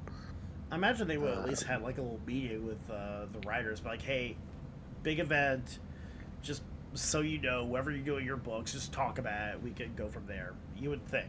But yeah, I kind of want to catch up on that eventually and see how much that's influencing their dynamic in this. Mm-hmm. Yeah, I was thinking about doing that over the last week while we were off, but I didn't end up getting to it because it is 32 issues in now, so like it is like pretty far. It's my fault. You and I played Jackbox. I messed you up. Exactly.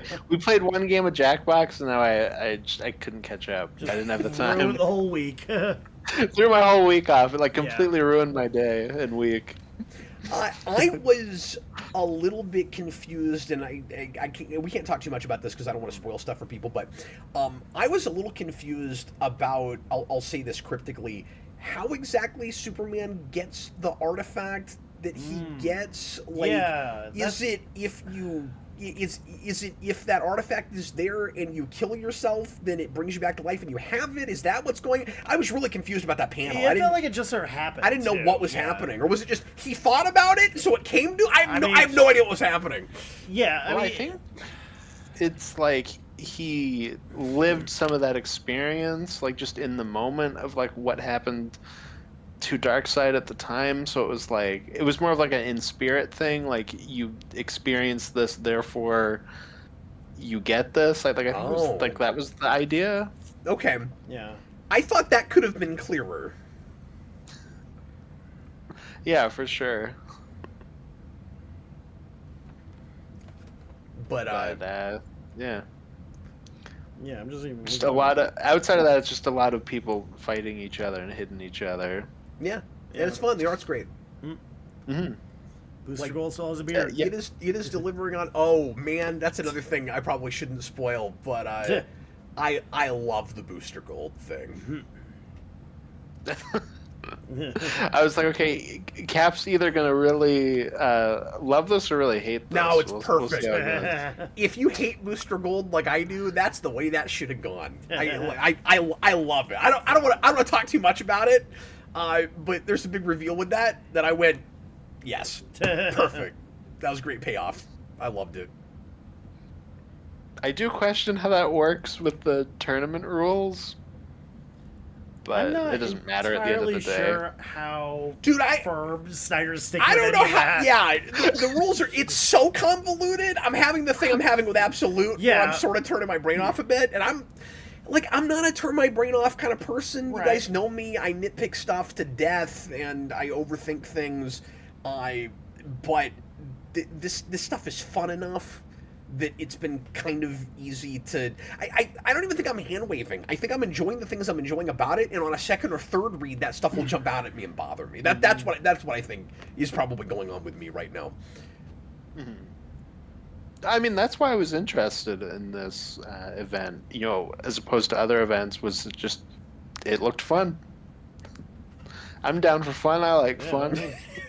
I enjoy having fun. Well, and from a physical buyer perspective, from a single collector perspective, it's that pristine format event thing that I really like, where it just feels like a big deal. I love these kind of covers. Yeah. This stuff just makes me happy. Sure. Especially if I end up liking the book, where like it just feels like it's trying to give me a product for my money. And like we're not phoning it in. We're saying, if we're gonna make you pay $5 or $6 for this, you're gonna be happy you have a copy.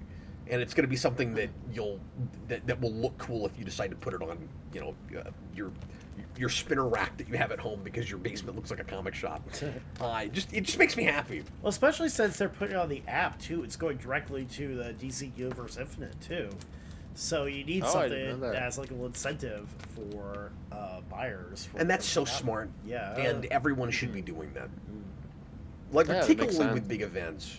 Yeah. It makes you want, like, if DC is willing to do that, put it out day and date on the monthly app, why on earth didn't they do the same thing with this that they did with Blackest Night back in the day, where the first issue or a big important zero issue is at Free Comic Book Day?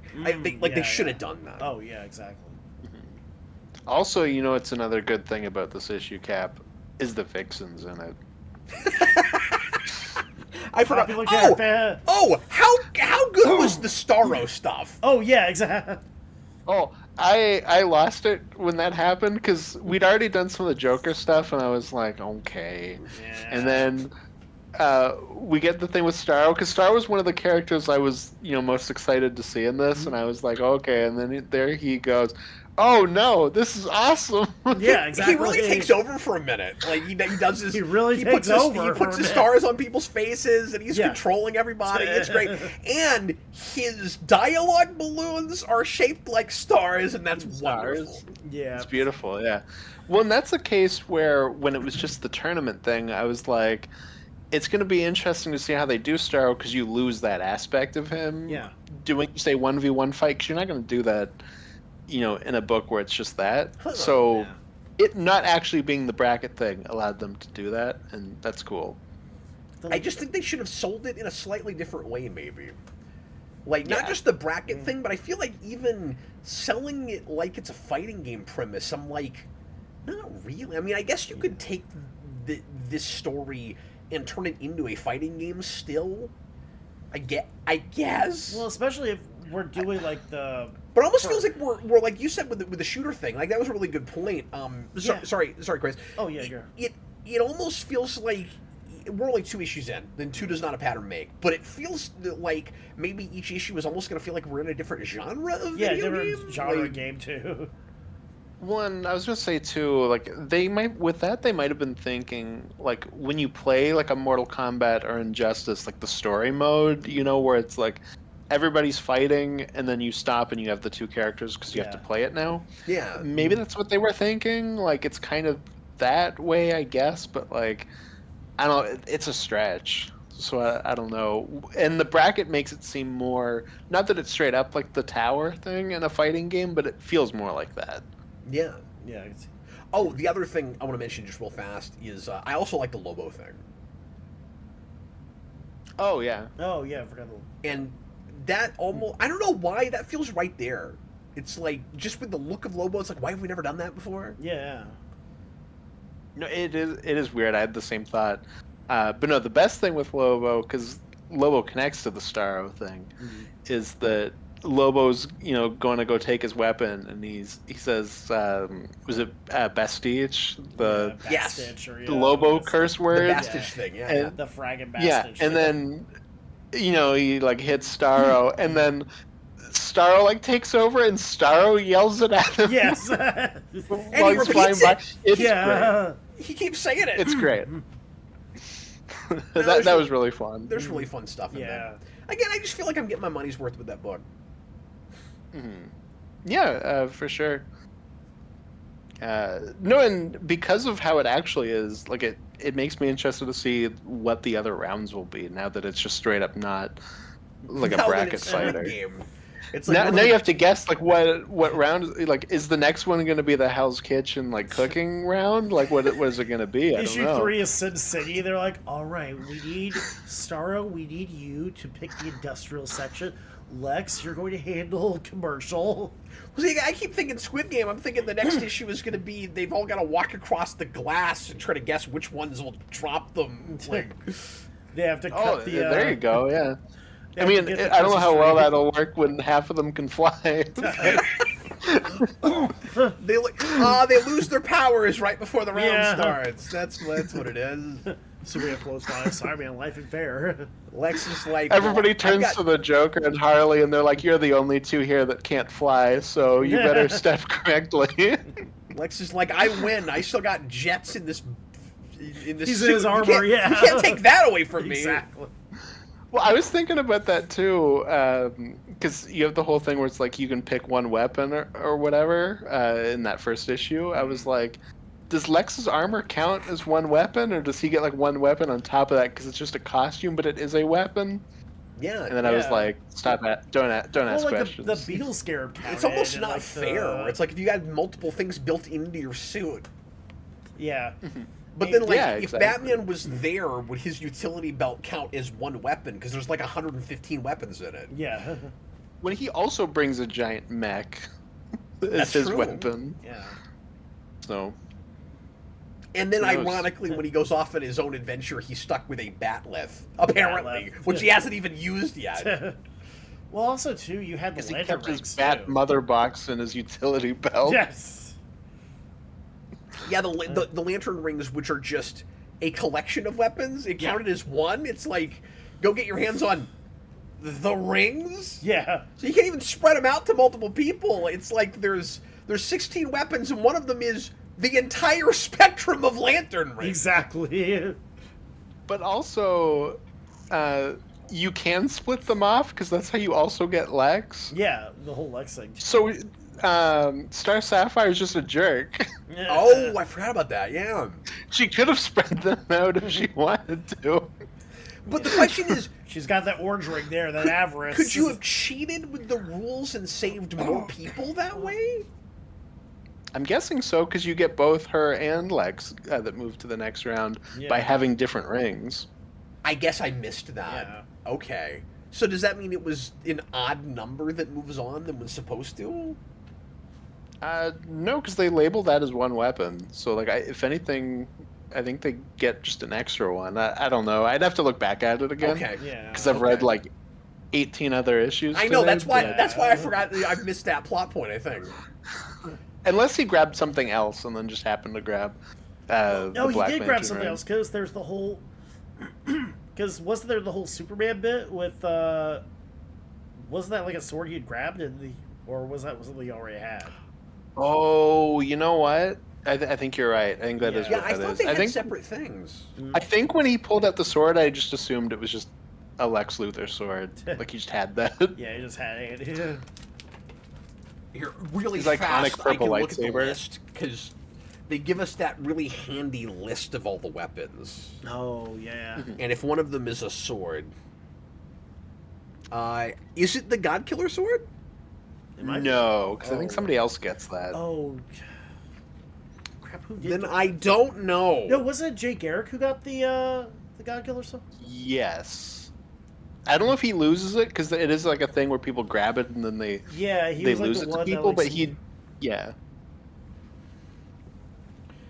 I think Jay Garrick continued on, Yeah. so That is the... minor spoilers, but that is the fastest anybody's ever come back from a hand getting cut off. no, I was really shocked by that. I was like, oh, Crazy. Yeah, it's like, wow. we're doing that. It's only like 6 pages in, too. You're just like, I was not prepared for this. Yeah. I'm not seeing that panel right off with the... If Superman's sword. hand was holding a weapon and then it got cut off, would the hand continue on? Or... Oh, man. That's if somebody yells in the forest but no one's around to hear it, kind of... Yeah, elevators not worthy conversations. Okay, I'm not fighting it right off. Well, Austin, thanks for joining us for going through polls. We've got to move on because we have 115 other things to talk about. Yes. Exactly. And I'll talk to you guys later. Have a good night. Appreciate you, buddy. We'll see Austin again next week with more books. We'll see you next week. Don't forget to do your homework. Exactly. I think I have like 8 more books that I missed this week, and then I only have like I think 4 tomorrow, so it'll kind of even out. Yeah. But I'll talk to you guys later. Thanks, buddy. I'm gonna see Bye. You. See- Chris. Yes. Let's take a real quick break. Okay. Because we're almost at 2 hours already, and we've still got a bunch more to do. So we're going to take a break, and we'll be right back in. Just give us like 3 minutes. After these important messages. Well, don't say that. I wish I'd made commercials now. All right, we'll be right back. All right.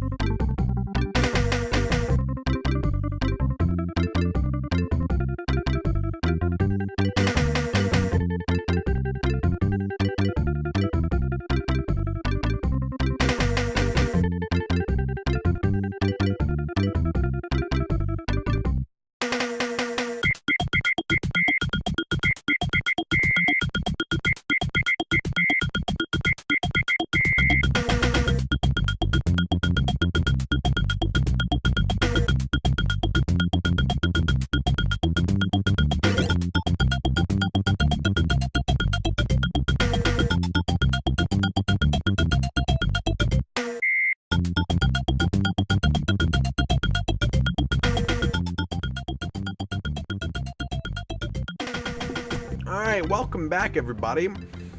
It's time for more comic talk. More comic talk. Because on this show, we like to do 5 shows worth in a single stream. Yep.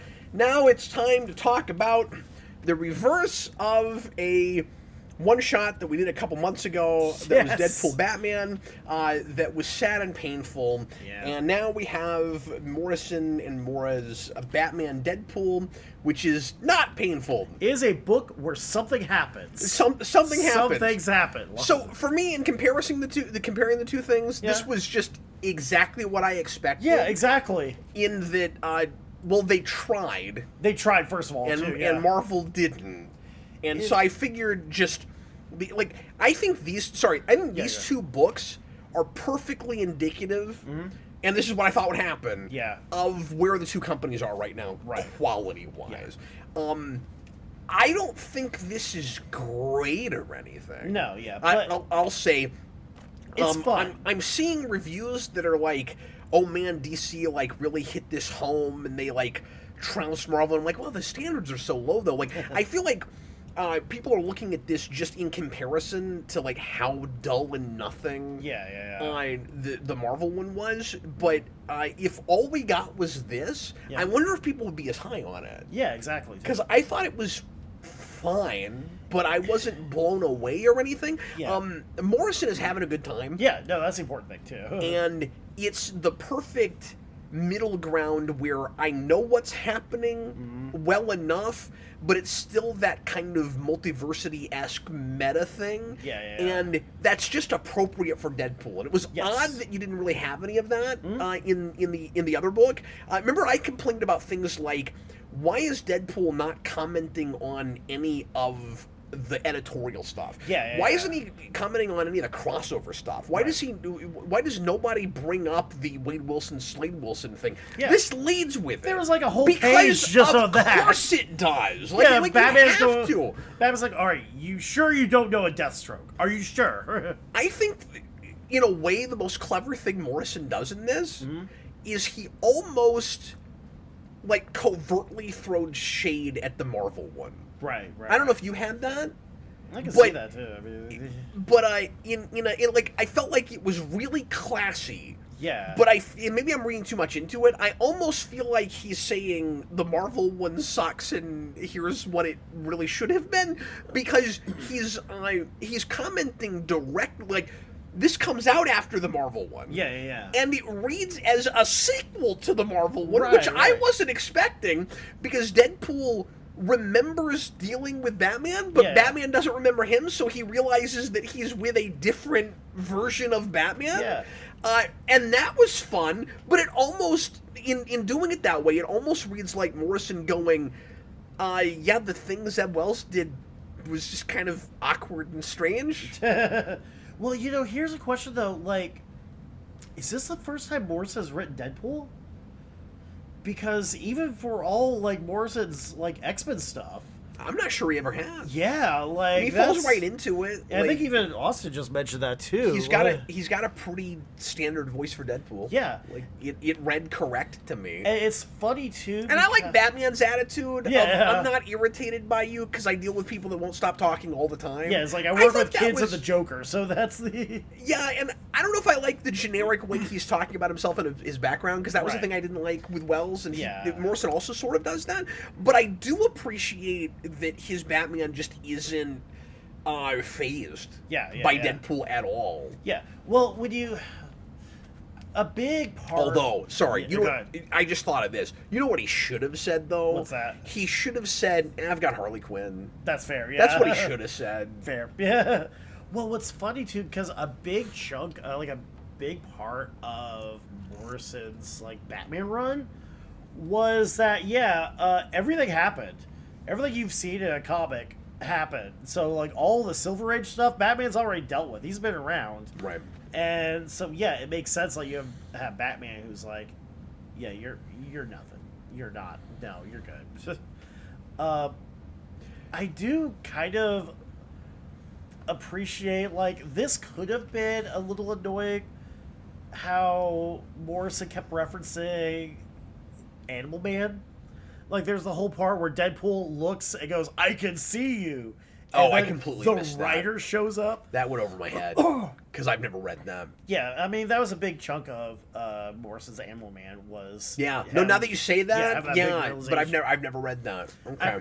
because there's a that big... makes sense. Well, I thought he was just doing the typical fourth wall break thing. Yeah. And commenting on the fact that we're in a comic medium, because And- he does that in lots of things. And again, it Yeah. felt like multiversity again. Well, yeah, and also, too, how it's... Again, this is why I kind of can't believe that we haven't got, like, a Morrison Deadpool. Yeah, is that it's those right two there. sensibilities just sort of, like, align perfectly. Well, the Deadpool kills the Marvel Universe concept feels like a Morrison concept. Yeah, oh, and, for sure. And Bunn did it brilliantly. Yeah. And I'm not always the biggest Bunn fan, but that's one of my favorite things in comics. Right. And he's channeling Morrison hard with that. Oh, yeah. You know, in a good way. Yeah, and I think there's, like, an entire generation that's, like, post-Morrison when it comes to comics, right, and for good or ill. Where they're looking, and sometimes it's them just taking concepts that Morrison used and doing their own spin, which can, sometimes it works, sometimes it doesn't. But, again, like, I know we've talked before about Chip Zdarsky's Zero-R stuff. Right. Well, we don't need to get back through all that stuff again. But I was going to say, too, that, again, like, one thing I did appreciate, I'm just going to say the word amalgam. No, I mean, I'll just come right out and talk about it. So, we just straight up do Darklaw. Yeah, we have Darklaw. And that made me happy. Yeah. And just to see him drawn like that, that was a treat. Just to get to see Yeah. Mora draw Darklaw. So, It's Christmas. The first, but yeah, it was. Yeah. Which is hilarious because he drew Klaus. Yeah. But That's right. I forgot about that. but it's fun because the Marvel book references amalgam only in doing that silly backup with logo. Right. And then this actually does it within the book. Because the big thing Morrison's bringing to this is the actual intercompany thing. Yeah. And it's funny that I'm complaining that Wells didn't, if I'm complaining about it, that Wells didn't do that, because I actually typically prefer crossovers that just say these two characters are in the same universe in the first place. But again, Deadpool is cosmically aware. That's the last character on Earth you do it that way with. Yeah. And so, like, having it actually be the two worlds colliding just makes sense. And I was expecting amalgam stuff from the opening page. Yeah. Because the opening page... Now... And they're in a bar called, like, the Amalgam Bar at one point. Well, that's not what I was going to say. Oh, yeah. You're right. That's in there. But the opening page... And I don't know if it's... So I don't think it's actually supposed to be the same entities, but it's the same sort of idea where you have the two cosmic entities. Yeah. Like you do in Amalgam, where you've got the blue one and the red one, and one represents Marvel, one represents DC. In this, they're like cosmic lovers or something. It was Eternity, and I forget the one from DC. Is it those specific ones? Yeah, specific ones. Because it was weird that in Marvel it wasn't Eternity in that. Yeah. And do you remember they had like grander ones? Yeah, they had like just the red were, one, the blue one. Yeah, that were supposed to be like the companies. Yeah. And then the grand cosmic entities that we know, Eternity and whatever the other one is, are in that. Do you remember? I do. But Yeah. they're under them. Yeah. There's like something even greater than them. Because like all like this just forgets that whole thing. Exactly. Yeah. And I mean they do have and they do make a a joke too, like sometimes when two universes get together, sparks happen. And then at the end where they're like Ben's like, oh well, see you next time. He does pack a lot in. Yeah. I mean he gets plenty done in the 15, 20 pages that he gets. It really is the opposite of the Zeb Wells one, too, where stuff happens. Like, the Zeb Wells one was just Batman meets Deadpool, then they go see the Joker. Oh, it reads like... this is maybe not fair to Zeb Wells. Yeah.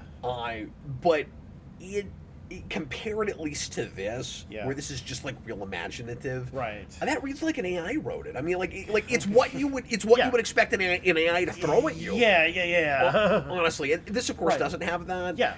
Now, it also feels like it also feels a little Kevin Smithy in that it's got to have the giant typewriter and stuff. Yeah, exactly. Yeah. But again, too, I think it's also a sequel to, I think it was a Suicide Squad book where they're tasked with killing the writer, and it's Grant Morrison from Animal Man. So when like the writer shows up, like, yeah, I just wrote a different one. Just didn't want to be dead. Yeah, like I said, that went over my head. Yeah. Because it just makes sense that if you're aware of the fact that you're in a fiction, yeah. then there would be somebody that's creating that, and you have that kind of like Bugs Bunny Daffy Duck thing. Yeah, and that was the whole thing. I mean, in Animal Man, there was the Coyote Gospel where they basically meet Wile E. Coyote in real life. That's funny. I mean, there's a whole like segment too where he's like, I came from a world of chaos under a cruel god. And it's like Looney Tunes, where people are blowing each other up with like Acme rockets. But yeah, I read this a few days ago. I guess the more we're talking about it, the more, oh yeah, but then there's this part I like, and this part I like. So like, I guess I like it more than I was letting on. Right. But I do think it's better in comparison. Yes. You know, because I do still have that, why are these one-shots thing. Yeah. I do still feel that way about it, but Right. DC handles its like reunion books and like big specials a lot. Been really everything lately, Right. Generally speaking.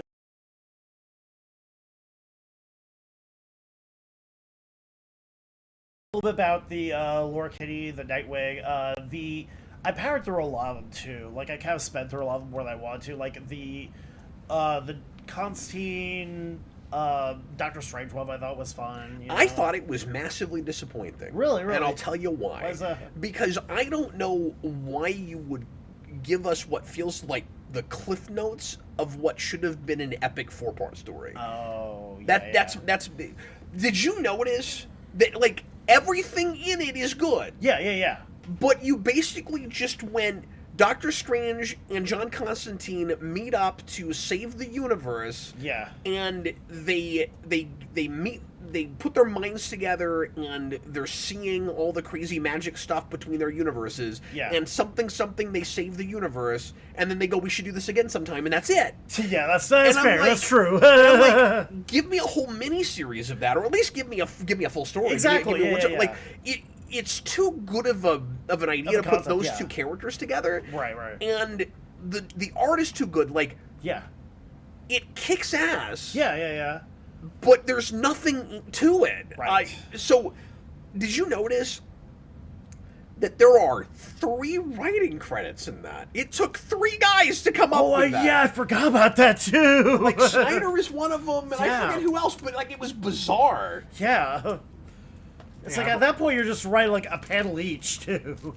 Well, I'm not sure how the division of labor was done there, but considering it's like 8 pages, I imagine it was, that read to me more like a writer's room kind of thing, where those 3 guys got together and came up with this, and then one of them probably wrote it. Again, that's also something you want for like a mini series. Yeah, this is bizarre, right? Yeah. So we have 8 pages, last maybe 6 pages, right, of Doctor Strange and John Constantine. Mm-hmm. It's called A Magician Walks into a Universe.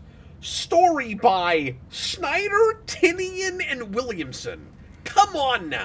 And it's 6 pages. Preposterous. Was this just like did they just go to the bar and think, hey, you know, it'd be cool? Yeah. So like, that's my complaint. Yeah. Is that this is too damn good. Yeah. To only get 6 pages of it. Yeah. And to put those 3 names on it. Like, think about this. This is the inversion of Marvel, and I know I keep crapping on Marvel, and I'm going to keep doing that because it's just how I feel about it. Right.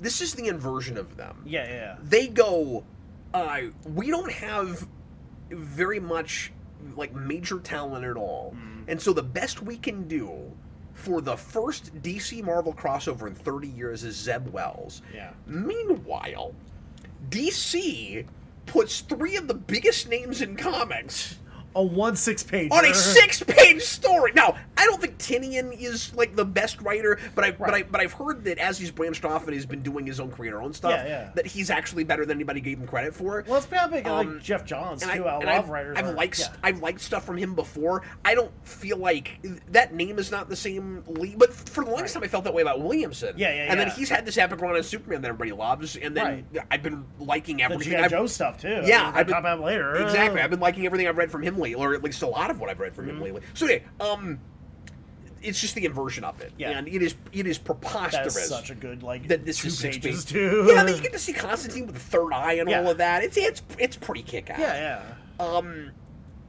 So as far as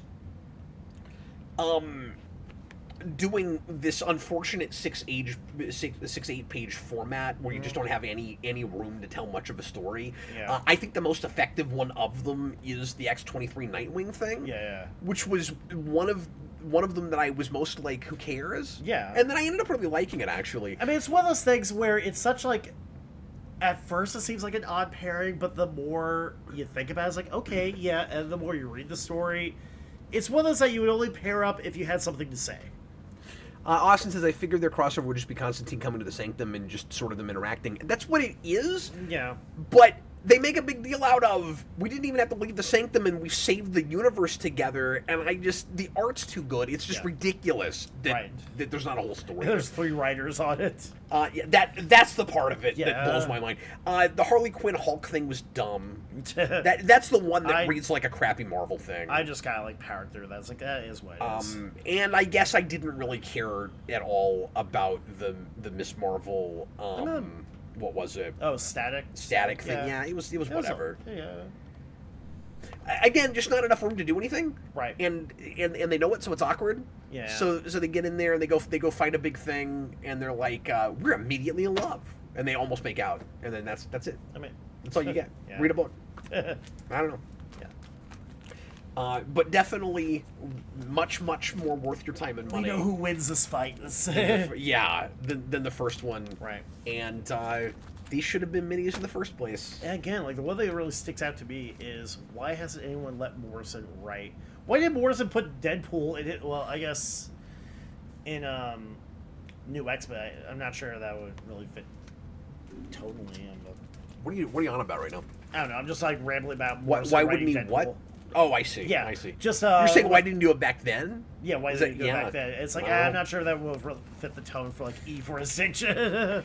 I'm gonna go through the rest of my pulls real briefly. Okay. And I do mean briefly. Yeah. Because this is stuff I've talked about before, and we're just later chapters in. And we're already past the 2-hour mark. Hooray! And I still have a bunch of new acquisitions to do. We've still got to. You got everything on your table too over there too. Yes, I do. I got to remember to do all of it. Yeah. But we still got cover of the week to handle. Oh, that's right. Yeah. We'll not spend too much time on that. Right. Immortal Legend Batman 4. Once again, this is our Kyle Higgins Batman as a Power Ranger series, which continues to be great. The best issue of this is still 3 with the Riddler. Yes, I just actually caught up to. Did you really? I haven't read 4 yet. I just read 3. What do you think of that? Isn't it cool? It is. Yeah. No. Here's the thing too. Like, again, I was reading it. I am gonna, because I've been running a Pathfinder game for some friends of mine that's been sort of semi on hiatus just because of scheduling. So we've got to get our Power Ranger game. We do, yeah. But I kept reading, it's like, I'm gonna steal so many ideas from this book too. It's like, oh, it goes around the picture frame. All right, I see what you're doing there. No, it's cool. Yeah. That issue is one of the most inventive things I've read in a while. It really is. So this is pretty much back to basics and takes about a third of the time to read as the Riddler issue. Right. Which just takes a lot of time because there's the riddles, and then at the end you have to read all the answers to the riddles and all of that. So this one, by the end, and I don't feel like I'm spoiling too much if you've been looking at this, because we set it up real hard in 3 that we're finally going to put the gang together pretty soon. That will happen by the end of this. But you get, and I won't spoil this, but you get a really good explanation for some of Batman's motivation and background that we haven't fully understood. Why he's felt the need to be a loner and not work with his friends. Why he took the risk to try to get rid of his own dark side, and that becomes these extra shadows and all of that. And so he makes a big mistake in trying to purge himself of that. And so we finally get a lot of answers that we've been waiting to get by the end of this. Each issue he fights a Power Ranger villain version of one of his rogues. This is the weirdest one because I've never seen this before. Okay. We gender flipped Poison Ivy as a man. Okay. Never seen that done, and I don't know why. Right. It's like for some reason we just don't want to do female villains in this. I'm not sure what that's about. Right. Because have we had a chick villain? I don't think so. No. I don't think we have. And then we get to that. I thought, because I knew we were gonna get to Joker soon, and I thought this issue was gonna do the Joker, and it doesn't. We're setting him up, I think. But but when we meet him on this planet, I thought it was going to turn out to be the Joker because we'll meet these characters that just look like regular people, right. And then they'll reveal their shadow form. Yeah. And when we reveal his, it's the Poison Man. The Poison. Oh, is it Jason Woodrow? Is that what maybe that's what it's supposed to be? Yeah, it's supposed to be the Floronic Man or what? Maybe he's gonna cut open Swamp Thing later. Yeah, like maybe it was sort of a blend of those characters, but it really read because especially because he's got poison in his name. Like it really read like a gender flipped Poison Ivy. Right. Yeah. And we have one panel where he gets sort of almost sensual. Right. Where like he's got, but like you'd imagine Poison Ivy doing it. But he's a man. It's just weird. I've never seen that done. Where he's got Batman in his vine clutches, and then he does the Poison Ivy thing where he puts his thumb on his chin. It's like it's sensual. So I don't know. There we go. Hey. and they didn't go any further than that with it. Yeah. So I don't know. It was a strange choice. Odd, yeah. But yeah, this is still fun. Some of the better action and just Power Ranger suit stuff is in that issue. Speaking of Power Rangers, so I was not real high on the second issue of Power Rangers Ninja Turtles 3, but we are all the way back to how awesome I thought the first issue was with issue 3. And look at that cover. It's just freaking dynamite. Yes. So I am super tempted to spend too much money on this issue because the other two variant covers are also have Zed on them. And I collect Zed real hard. Right. But so I kind of want to buy all of them, but I don't know if I want to spend $15 on this one. Book. Yeah. So anyway, but that's definitely the best of them. Like Leonardo's really cool on the cover here. Like all I can say about this is it's a lot of fun. They throw every crazy Power Ranger and Ninja Turtles thing in that you possibly could in one issue. Yeah. We go to Dimension X, and I don't think I ever finished 2. So if this was established in that, I didn't know it. But you've got so like I guess spoilers for this book, but you've got like the some of the neutrinos are Power Rangers now. It's like everybody's tapped into the grid. All right, yeah. And then we have in Casey Jones is a ranger, and I don't like his ranger suit at all. I know I've complained about this before, but I can't deal with ranger suits that have exposed skin. And not only have we done it with Shredder, but Casey Jones, just so you can tell it's him, still has his hair coming out the top of it. And I'm like, but he's a ranger, man. You can't do that. He's got to have a helmet. And like, I'm fine with him having a superpowered hockey stick. That's okay. But you can't do that. That's stupid. Yeah, not quite. Yeah, that's not quite the... There's so much going on in it. You've got we already had stuff like Bebop and Rocksteady corrupting the Morphin Grid. And like several bad guys have been morphing, and so like Shredder is back to his morphed form. But we're doing it now with like monsters of the week. Like we have just regular Power Ranger monsters morphing. Like it's getting ridiculous. Sounds in a really fun way. I think. Yeah. We're making a big deal out of the Technodrome is the one thing that can take out the Zords. So we're building to some kind of big epic Technodrome Zord thing. So that's exciting. That's exactly what you want from a crossover like that too. To be fair, it's like they're finally giving me what I wanted from this. Yeah. In the first place, one thing that's a little bit awkward about it, and I guess this is true of all of them, but I don't think I ever read past the first one. Like I probably sampled the second one.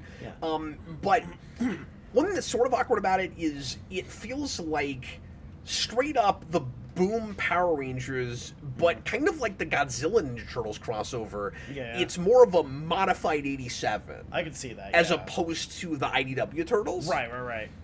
So it's a little bit odd that it's generic Turtles, but very specific. Because, like, you have Grace Starling and stuff. Like, it's specifically the Boom Power Rangers. Yeah. But I guess Boom Power Rangers is already kind of awkward because it's supposed to be sort of right between like the the gutters. So like all the continuity of the show is supposed to be in that, and so it wants it all to count.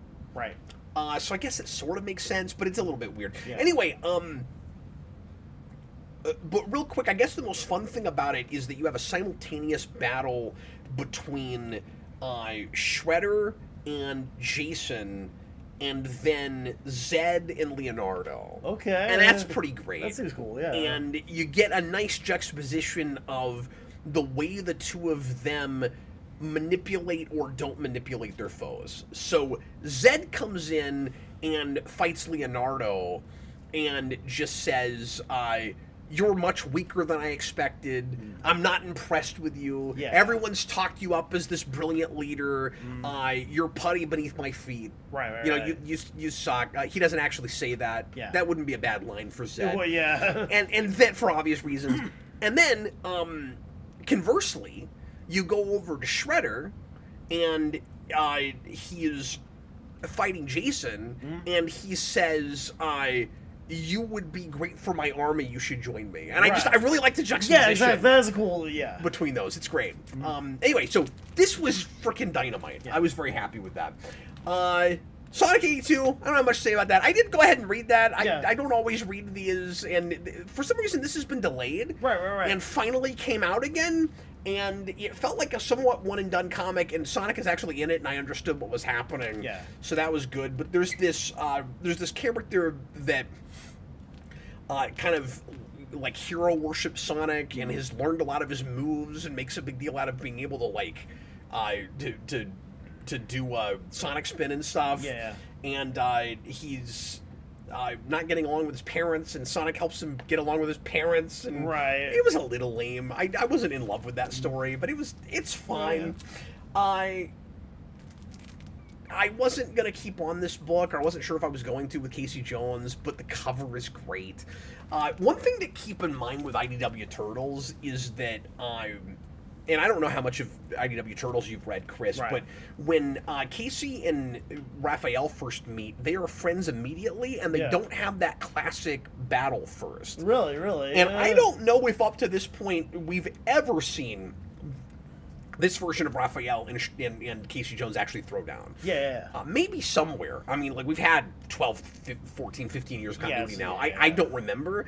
But it did feel like sort of a novelty to get it here by the end. Yeah. And it's cut short, which is disappointing. Because that's when it finally picks up. I keep saying this, I don't care about the status quo of this universe right now, with just the sheer number of mutates you have that are all kind of living in a tenement city, and we're doing just the real obvious, kind of like lower class citizens or racism metaphor. It just feels like X-Men all over again. Right. There's not enough of a spin on it. It's not doing enough of its own thing. It's own way. It's something you've seen over and over. I just feel like I've been here and done this, where it's like, okay, we have this whole community of second-class citizens because they look like animals and people don't take them seriously. And I guess it's kind of interesting that you have this, I can't remember if he's a bobcat or what he is. He's not a bobcat. What is he?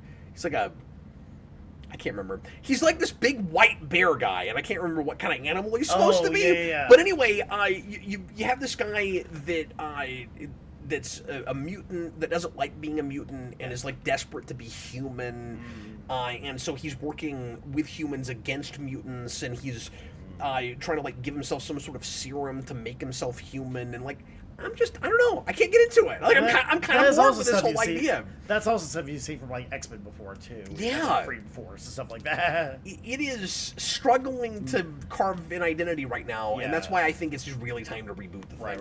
Right. So I'm buying that for covers more than anything, and I did go ahead and buy Shredder 3 just because it was in my pull, and it was a slower week that week, so I went ahead and grabbed it. I've not read this one yet. I just didn't get there, and I haven't read Space Ghost 5 yet.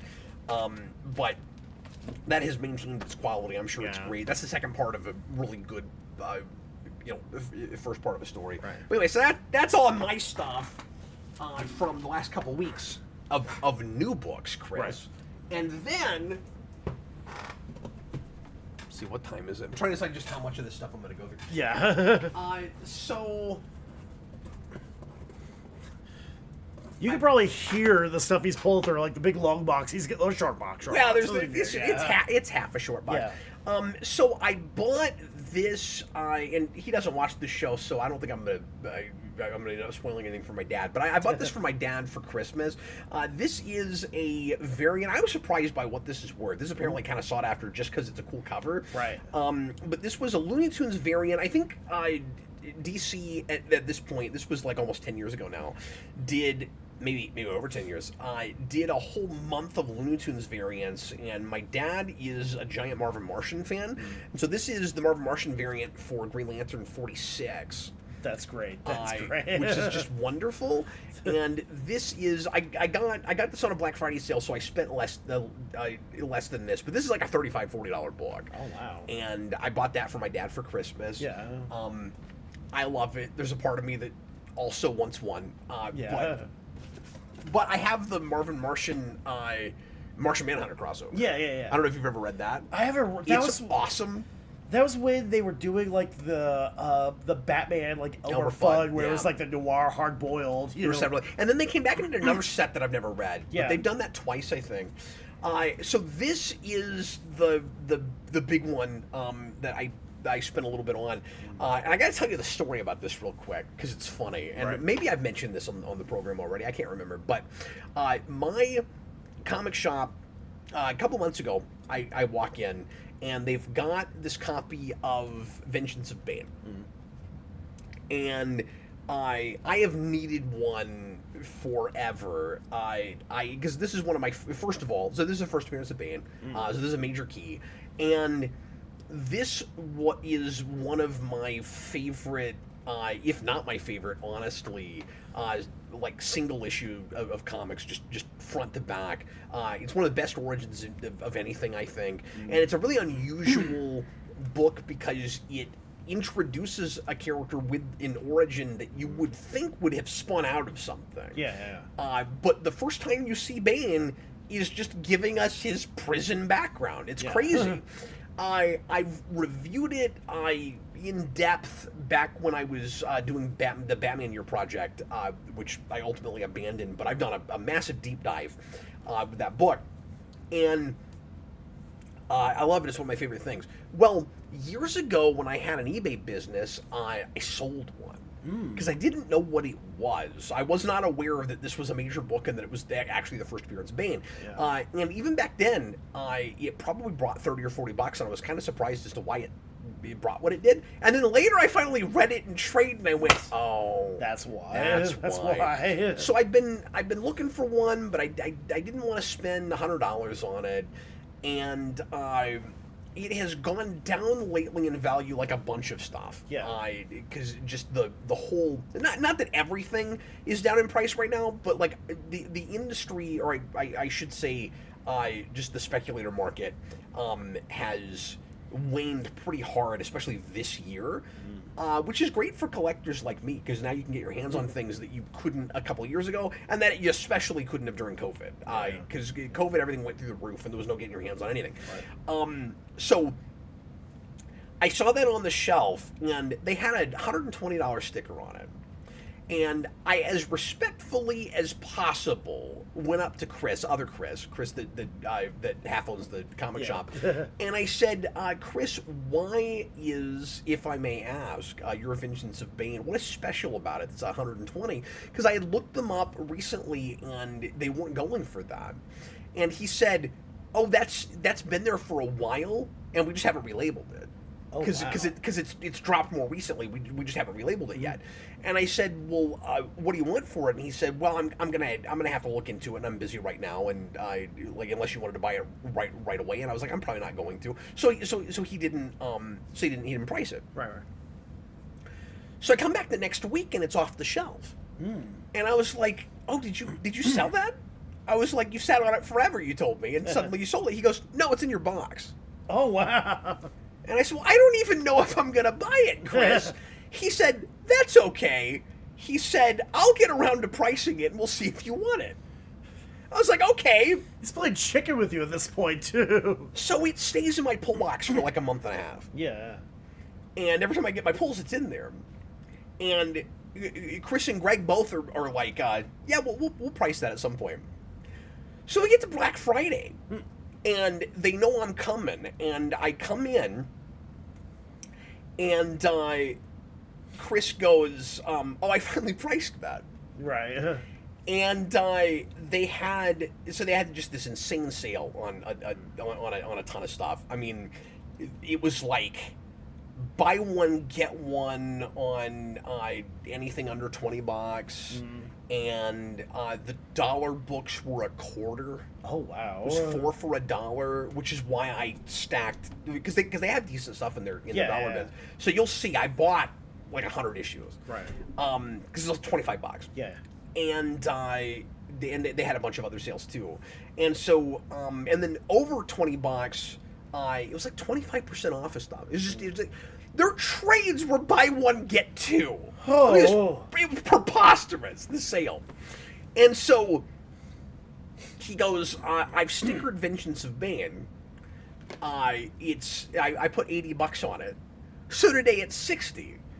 And so I got it for $20 less than it's worth right now. That's amazing. That's amazing. And the reason they had it as high as they did in the first place is it's a pretty high grade. Yeah. Oh, wow. It's or it would be if you got it graded, but yeah. I mean, like it's a gorgeous copy. It's a good shape. It's a really There's good shape, pretty much nothing wrong with it.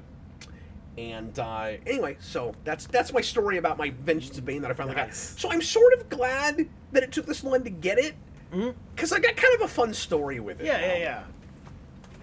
So I got that, and then I'll go through the rest of this stuff just lightning fast. Yeah. Batman 89 Echoes #6. I got to get the other ones in between. I think I have a couple other issues of this, but they were selling some recent back issues for $1, so I finally picked that up.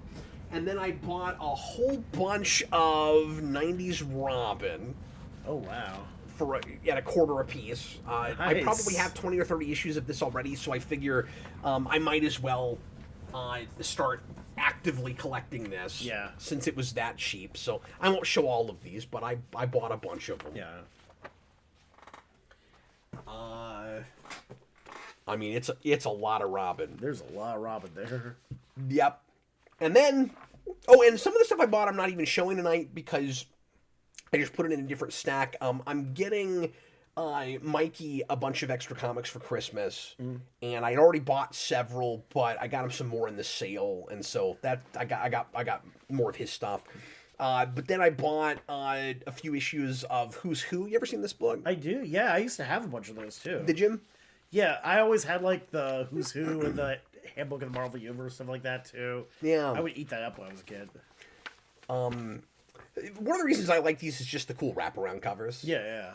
But it's fun. I was kind of back and forth on keeping these or giving them to Mikey, but I realized I don't have very many in my collection, so I went ahead and grabbed them. Yeah. And then just random issues of the Spectacular Spider-Man and different things that I was just gap filling. Yeah. I also bought, just because it was there and why not, at $0.25, a whole bunch of both New 52 and the newer relaunch Batman Superman title. Nice. Sometimes the covers are cool, some of the art's good. There's a variant that I'd actually seen before that I like quite a bit. I got this variant for $0.25. No.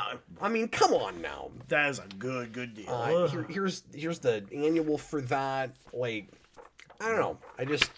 Why not? And I didn't have any of this. Yeah. So I guess I'm collecting those now.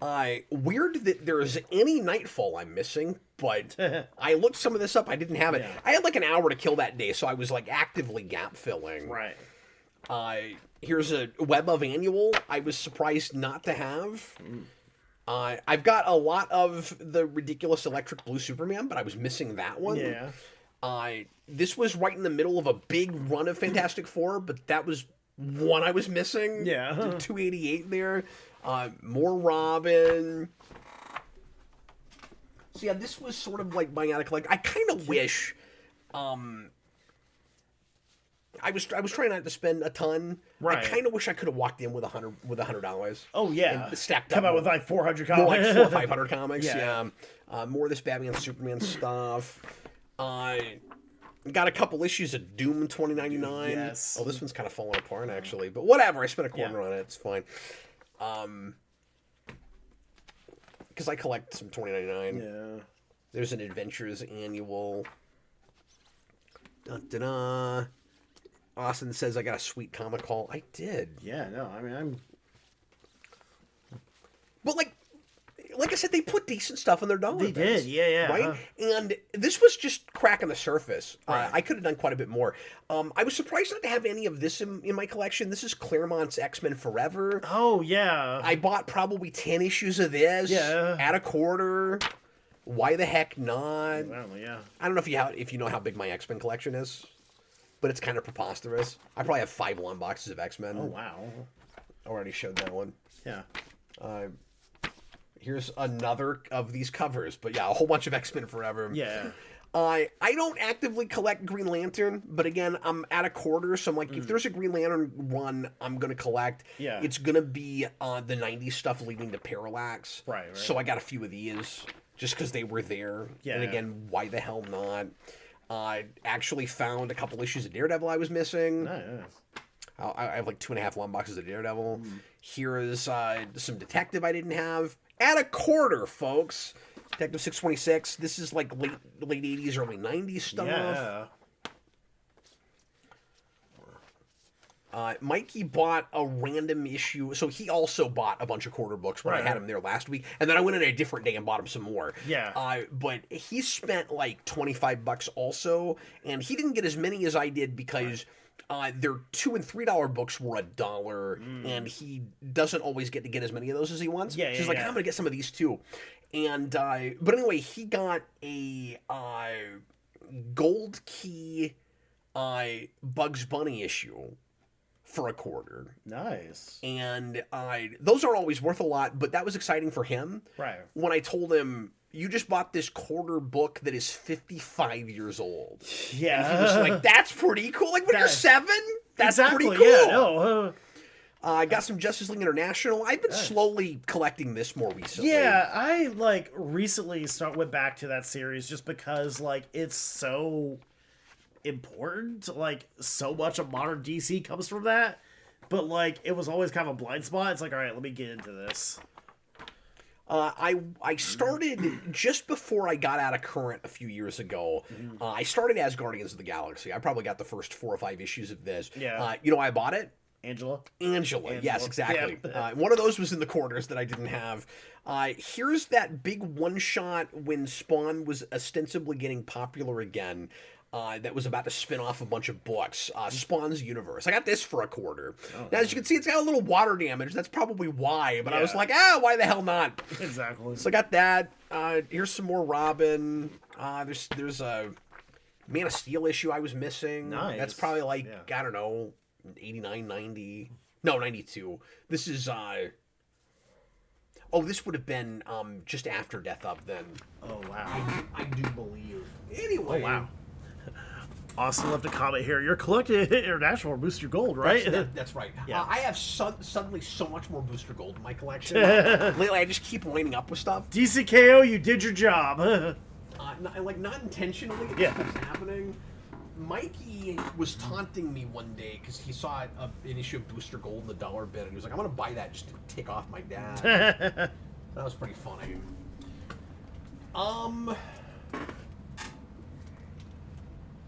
Okay, I swear to God, I don't have too much more. I'm just watching you like move through your massive hole there too, just off camera. You all can't see this, but I am impressed. Crazy. That So, is, yeah. sorry, Chris. I'm, No, just, I'm I'm, gonna gonna, put I'm this gonna up. take out Chris. Yeah. Look how pretty it is, though. That is a great. Wow. I know. Isn't that great? It is, yeah. So, as you guys know, I collect all Batman pops and Bat characters that have ears. So, Batgirls and Batwomen as well. Yeah. And here is the new Christmas Batgirl, where she's got her milk and cookies, and she's wearing a Santa hat that has some snow on it. So, that's super cute. Yeah. And I decorated for Halloween with some pops, so I'm going to do the same thing for Christmas this year. Yeah.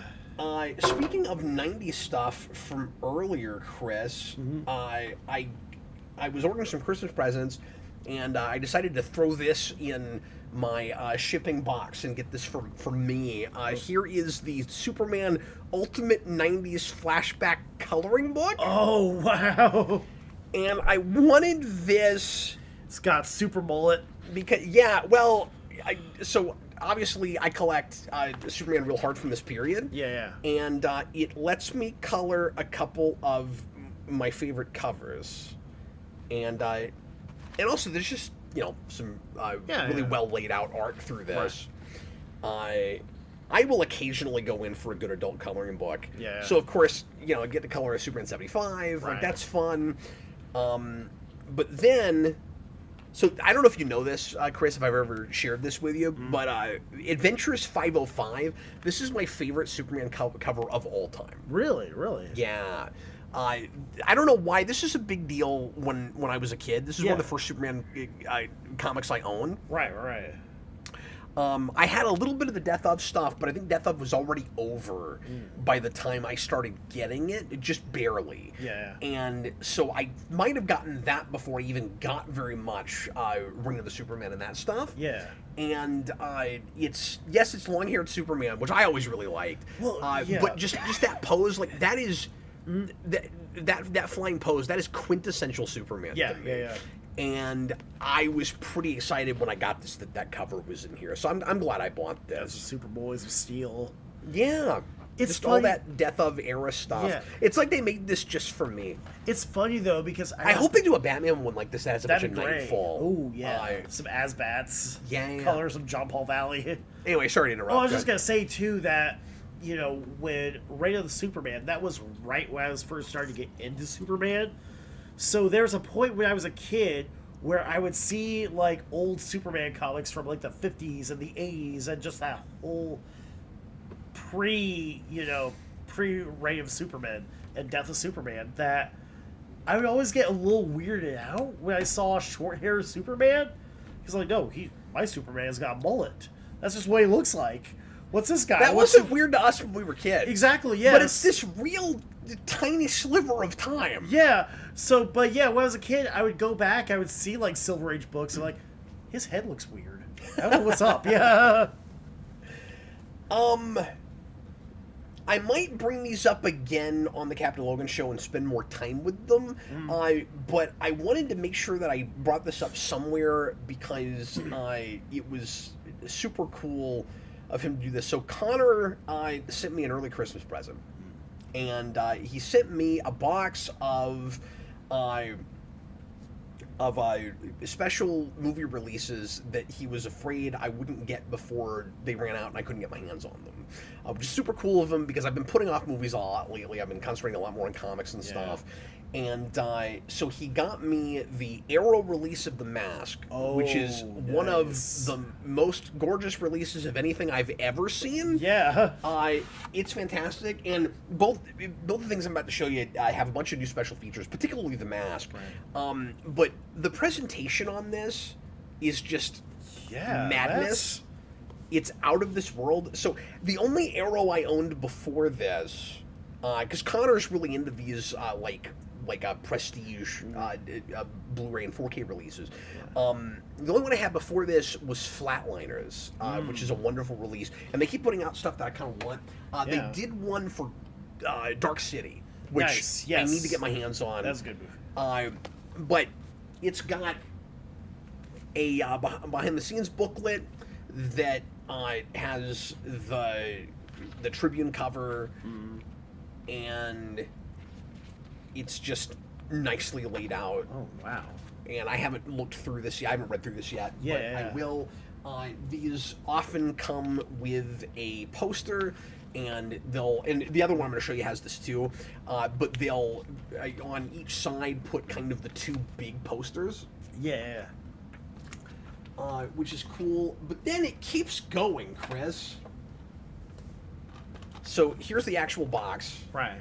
And you see just the mountain of special features in the back. So all the stuff that was on the previous disc is there, and then they've got a bunch of new interviews and stuff, which I'm excited to go through. I don't know if you know how big of a Mask fan I am, but I'm a giant Mask fan. Well, yeah, sure. And then it's got these cards.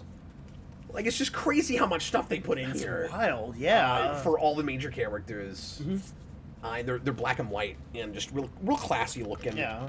And these fit inside the opening the front of the Blu-ray. But anyway, I just wanted to show you guys this and say Connor is awesome, and it was so cool of him to do this. That is and it's going to take like 9 years to put this back together. Well, there's just so much too. I'm just looking at like the whole package. I was shocked by how much they put into this one. Yeah. The other one, there's not quite as much. I guess they do two kinds of releases where they'll do like kind of the everything in the kitchen sink release. Yeah. And then they'll do more bare bones, or bare bones for them, but there's still right. Extra stuff.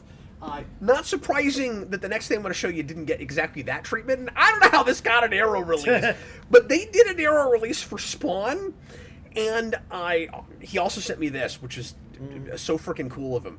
I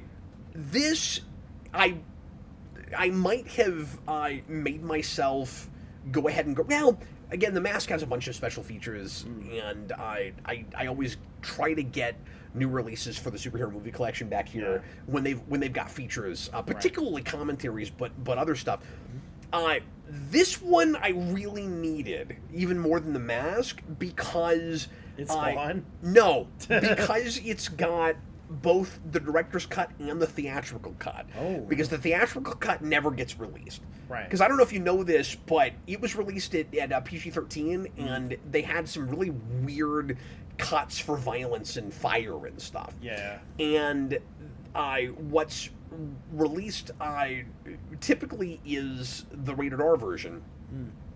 Which doesn't even feel like it should be rated R when you watch it. Yeah. I think the theatrical version was maybe more readily accessible on VHS when it came out. I can't remember. But I don't know if it ever got a DVD. I was never able to find it that way. It's a good question, yeah, because I've always seen, like, the box art where it's just, like, Spawn just standing there like this. Yeah. So just for the library, I'm actually, the disc isn't actually in here right now because it's in my Blu-ray player. I sampled it. I watched the first 20 minutes of it. Not the theatrical version, but just the regular one, because I wanted to see what the transfer looked like. Yeah. And it is a better transfer. Nice. It looks fantastic. But anyway, this also came with a cool booklet. Not as thick as the Mask one, as you might suspect, but lots of background stuff there. And then it's got the same treatment with the poster, where it's got the two movie posters that you've probably seen before. Yeah. So anyway, thanks, Connor. You're just the best. And then he also got me, because when he was here last, he was here to help us make some scenes for the movie last year. Because you met Connor in person. Yeah, I did. Yeah. We were talking about the Weird Al movie and how I had been kicking around the Steelbook, but I hadn't bought it yet. And he also got me that. Nice. Thanks, Connor. So I'm excited to go back to this because I've not watched it since it came out. Yeah, like, Connor lives up in Portland, and I had actually just been up there for a thing, so we started talking about, like, places around Portland we liked. It's like, you went to the Clinton Street Theater? Yeah, man, I did. He also... that almost fell on the ground. Oh, that yeah. was bad. Connor also wrote me a really nice, thoughtful, handwritten letter, and he has the best handwriting of any man I know. That's amazing, yeah. Yeah. I don't want to say Connor writes like a girl, but I've never met a man that has that good of handwriting. I mean, look, I've seen my own handwriting. I'm not the person to compare it to. Maybe I'm the control group. Okay, we're not at 3 hours yet, so that's good. Right. We'll at least get cover of the week done before the 3 hour mark. Exactly, and yeah. then we'll get to Cobra Commander. I feel like I got through that stuff pretty You quick. did, actually, yeah, no. Well, Wasn't especially, too bad. a lot of it was in chunks, too. You're like, all right, here's my X-Men stuff. Here's my Superman stuff, yo. So, yeah, a lot of it you were able to just, like, compress. Yeah, I bought way too much in 2 weeks, but in my defense, that haul was cheap. Yeah. And some of those were presents. So anyway, let's now... This was the big expense. Yes. Okay, now we're going to talk about an issue that I reviewed before years ago. I remember next to nothing that happened in this. Right. It's been 15 years. This came out in wow. 2010. Yeah. This came out just after my first son was born. Oh, wow. Sure doesn't feel like it was that long ago. Shortly after this, I interviewed Adam Beechin, who wrote this, trying to promote Batman Beyond because I loved it so much. Yeah. This was... so, quick kind of production history with this. So, Batman Beyond, under Beechin, gets a 6-issue miniseries to kind of test the waters and see if there's interest in it. Yeah. And that was Hush Beyond. And then it immediately was greenlit for a monthly because that sold well. Yeah. And I was stoked about that. I reviewed that miniseries, and then I started buying this. So it gets a couple of arcs. It's in like 3-issue chunks and 3-4-issue chunks. And so this is, I think, the 3rd issue of a 3-parter, which means I guess the first arc must have been 4. I can't even remember what happens in it. Yeah. But this is a Powers arc where he finally seems to get Blight maybe beaten for good, and Bruce Wayne gets his company back. That's kind of the big story arc for this. Then 8 comes out. Yeah.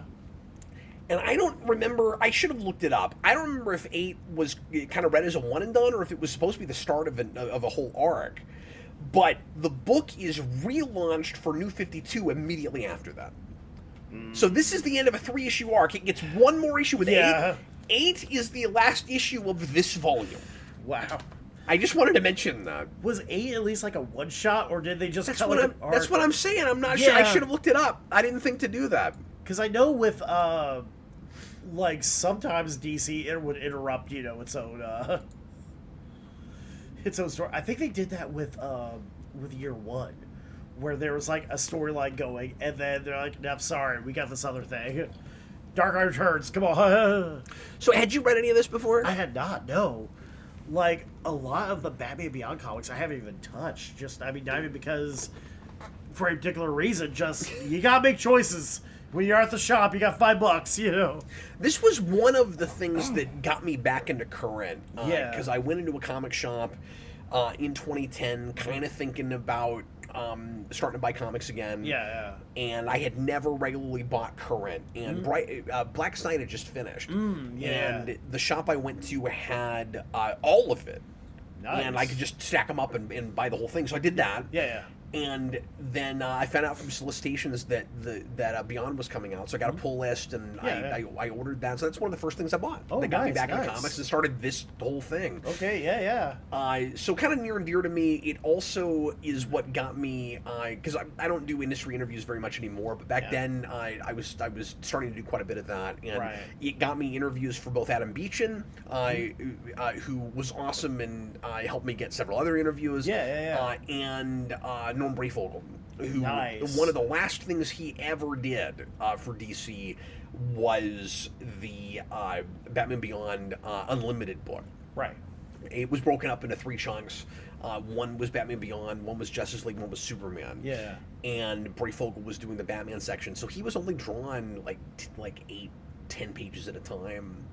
Maybe a little bit more than that. Yeah. And it was good, but it's Breyfogle drawing a Batman without a cape, so that was a little depressing. Yeah. But anyway, so this is the end of a story arc. I appreciate when the phone gives us either the start of an arc or the end of an arc. Exactly. Yeah. It's like, all right, we're at least getting a conclusion here. We know that the company's saved. We know that You almost don't have to read the rest of this to Yeah. kind of get the whole arc of it. Yes, exactly. Pretty simple, pretty easy to break There down. was a lot of it. Basically, told you what was happening off of like, nope, he wants the company. Nope, Bruce is getting it. Yep.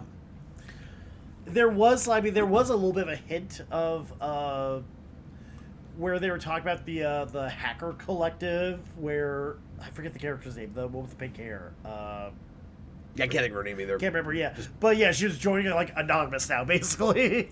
Yeah, that's a subplot that's happening. I would imagine 8's probably about that. Probably, yeah. But I don't know. Yep, Is it Max? I think it's Max, yeah. That sounds right-ish. I liked the art in this series a lot because I felt like it was really faithful to what that show looked like. Yes, yeah. You know, it's simple. It's kind of angular. Yeah, but it's also still like, it's not like Adventures art. It's not like Batman Adventures art. Well, it's not flat. It's not flat, yeah. So it had a little bit of depth to it. Like it was, but it was still recognizably those characters and recognizably, still a mom. Yeah, and the series was interesting because it has the feel of that show, but it's supposed to be somehow in continuity. Yeah. With regular DC, which I always thought was a strange choice. I always thought it would be kind of better if it was just continuing Bruce Timm and didn't feel like it had to connect to anything else. But could come back in and adapt from things that are in comics if it wanted to. Yeah, exactly. So like you could do the Hush thing, right? But it doesn't have to be in continuity with everything else. Yes. Because the problem is if you're stuck with both continuities, you're already reimagining a lot of things with Bruce Timm. Yeah. So for instance, Barbara Gordon never lost her legs in that universe. That's true, actually. So it's really weird when you have a Commissioner Gordon who's on 2 legs, but there's not an explanation for why. Because in the show she's. Yeah, she and I think they probably dealt with it eventually. Well, if memory serves, I think down they the did line, that. But New 52 hit, and she was walking again by then too. No, that's true too. Yeah. I mean, that was. But then it gets really funny because when we get past Rebirth and then we bring back the old continuity, she's Oracle again in a wheelchair. She's Oracle again. So any way you slice it, but then she's like, walking again. You had like Burnside not too long after that too. Oh, okay. Yeah, that's true. No, that was before that. Oh, I guess it was too. Yeah, I forget what. I think that was still that 52 Rebirth continuity. I think it's like the last thing they did. I think you're right. Yeah. Before that, yeah. But yeah, like as far as I know right now, she's still like walking because I didn't get through a whole lot of Heroes in Crisis. Nobody did. Yeah, exactly. But I know that like she was Batgirl and she was mobile, but there's a whole scene where it's like, yeah, here's the bullet hole.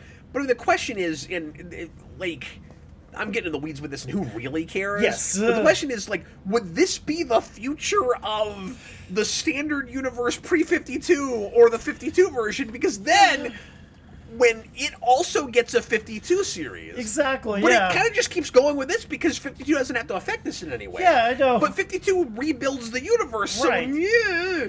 But who really DC, cares? You've got multiverse. You can use it. It's cool. It's fine. What's kind of surprising to me is just how popular Batman Beyond stayed in comics. We didn't get it forever, and then 2010, they test the waters with that mini, and then it has come in and out ever since then. Yeah, there is very often, and there's Batman Beyond now. They just started the Static Shock crossover. Yeah. Like there's often and maybe usually a Batman Beyond book on the shelves now. Jurgens had like a 60-issue run or something. Yeah. Might have been longer than that. I'm trying to remember. It ran for a bit. And it's not good, what I've read of it. I didn't read a ton. Yeah. I didn't care for it. I didn't think he had a great voice for it. But it just stuck around. Like, if you wanted to full-on collect Batman Beyond, there's a hefty number of issues. I think there's just a lot of, fondness for, Terry McGinnis as a character and that whole world, that whole concept. Yeah. That's just been consistent. And, even, when there isn't a book or when the books are dipping in quality, that there's still a love for, that character, that universe, which, I've watched the documentary, too, where they said, none of them wanted to do the series, the original series. They thought it was just, a cash grab. But it's had such staying power, especially compared to, Spider-Man No, it's Unlimited. really weird how that was like a bad idea. Yeah. That was done right. In my opinion, done right. Yeah. Yeah. No, I've always really liked Beyond. Mm. I don't think it ever really reaches the highs of the first season, which was Right. pretty serialized, and then they got too episodic after that. Yeah. I've said this before. I never liked their Justice League. I always thought it was super generic. Yeah. So once they started getting into all that stuff with this book, I was kind of out of it. Right. Like that's not what I came to that for. Yeah. And then they've crossed it with tons of different stuff. Like Batman Beyond was a huge part of Future's End. If you remember that. Yeah. But anyway, did you want to say anything about this issue? It was good. I enjoyed it. It's I had a good fine. time. I Yeah. mean, it seems like a lot of. I don't want to say. Blight's real full of himself and real Yes. entitled and. And then he just loses. wants revenge now because Yeah. he's basically lost his entire body. Yeah. And he's got one loyal person to him that gets He yells at like half the time. Yeah, he gets real thrown under the bus. Yeah. And he's your real typical, only out for himself kind of villain who's... Yeah. What I've always liked about Derek Powers, though, is Yeah. that he is the anti-Bruce Wayne. Yes. Like that's what the character is. Derek Powers is what Bruce Wayne could have been if he mishandled his company and his money and he never became Batman. Right. That's kind of... If he was an actual rich dude. If he was And he's also a Captain Planet villain. Yeah, that's He's true. just Actually, straight yeah, up a he Captain is. Planet villain. I mean, yeah, and I think with like this. Oh yeah, Austin, that's right. Beyond's not Terry McGinnis right now. I forget who. I don't know really? who he is or what they're doing with it, but yeah. Oh. And I can't remember if they did the same thing that they did with Spider-Man 2099, where he comes to present day for a while. Maybe that happened somewhere. I can't remember. It might be actually, yeah. But they did that for a feels long right. time with Spider-Man. That was the other yeah, thing is you had this kind of renaissance of these futuristic superheroes. Yeah. Where Beyond and 2099 happen, like in bringing them back, reviving them. Yeah. Simultaneously. Yeah. The precise same time. That's true, because in like Superior Spider-Man, 2099 shows up. Like Miguel shows up. Yeah, but before that, so 2099 gets popular again because of that video game that the Shattered Web or that whatever. Dan Slott wrote. Shattered Dimension. Dimensions, No, yeah. is that what it's called? It's Shattered something. I think maybe that's what it's called. It's Shattered. So yeah, I thought Shattered Web. I think That was the confused with first Tangled time we Web. saw 2099 in a million years. And then it had the same thing Beyond did, where once Yeah. it came back in comics, it wouldn't die. Yeah. The big difference is that was Peter David's baby, and they let him come in and keep writing it. Yeah. And Batman Beyond doesn't really belong to anybody as far as that goes. I think that game also had Spider-Man Noir too. It was like Yeah, it did. Yeah. Right. No, it had 4, and then the sequel just did 2099 and like a regular version. Yeah. And of course, he's popped up as like a skin in like the PlayStation. Oh, that's games, too. exclusively what I used once I opened that skin. Yeah. 'Cause I'm such a 2099 fan. Right. That's all I used. Before that, I had the Scarlet Spider suit. Yeah. And then once I had 2099, that's all It's I like used. that's it. Yeah. Yep, that was it. I played with the like Dan Slott one with the glowing spider more than I care to admit. Oh, that's to. right. They basically just did a one and done story with ink. That was the next thing because we hadn't seen her in a while. He was slowly going through the big rogues. Right. I do remember that now because it just popped up in the app when I was flipping through. My favorite original Beyond villain was always Shriek. Okay. I always thought he was cool. It's funny because like when I think about Beyond villains, and maybe this is just because I'm like, I'm just a sucker for whatever nostalgia is. That when I think of my favorite Beyond villains, it's always like the ones that came back. Yeah. It's like, okay, I loved like the Mr. Freeze episodes. I loved Return of the Joker. That Well, the Mr. Freeze episode is one of their better written episodes. yeah, certainly. exactly. And of course, I think the Bane episode traumatized like every child who ever watched it ever. That's true. And Don't do Venom, kids. then you had the Talia al Ghul thing. Yeah. Yeah, they brought back a few people, but they were really careful not to go crazy with it. Yeah, Which I always really respected. That he's Exactly. Terry's got his own rogues gallery. Yeah, And that's like a real big temptation with a lot of stuff too. How much fan service you have? How much stuff do you bring back? Now, the struggle with Beyond was always Terry McGinnis is more of a Spider-Man type character. Yeah. And his rogues gallery reflects that. Yeah. His rogues are, a lot of them, very Spider-Man villain. Right. And he's got a backstory that's much more of like a Robin story, but that's kind of the point. Yeah. Is like, is he a Robin or is he Batman? What does he have to do to grow up to you know? And then there's the whole thing about him being own that mantle. And then later on, he's like actually a clone of Batman through. But that should have never happened. Yeah, no, we don't need to get into that off whole made thing, fun of that, you know. No, it's dumb. But the problem is you're stuck with it. Yes, and now it's a. We're going to try and keep this a PG show, but there's a lot of rather crude jokes about what the implications of that twist. Yeah. We will just leave that. That's the biggest thing I disagree with Bruce Timm on. Well, that and the whole... the big two things that people like to complain about with Bruce Timm is that he thought that was a good idea, and he fought for it. Nobody else wanted that. Right. He insisted on it. Yeah. If memory serves. That and the whole Batman and Barbara Gordon thing. Yes. Those were the two dumbest ideas that he insisted that he on. went hard on, especially with like the Killing Joke movie too. It's like, that's okay. No, that's true. That is your hill, dude. Yeah. I mean, if a hill can be a fetish, it's a fetish hill. Fetish Hill. It's the Battle of Fetish Hill. We've coined it, and I'm proud of it. Exactly. Chris, shake the phone. T-shirts, all right. Let's see what our next cover of the week is going to be. Right. He's shaking the phone. Okay. Uh-oh. What do not- we got here? Oh, that weird. Okay. Yeah, that's an odd choice. This is an odd one. Yeah. Let me just take a picture of this so we don't lose it. Hold on. Okay, of the 50 things I thought it might pop up, this was not one of them. So we have a 1989 Secret Origins issue. Yeah. This is Secret Origins number 37.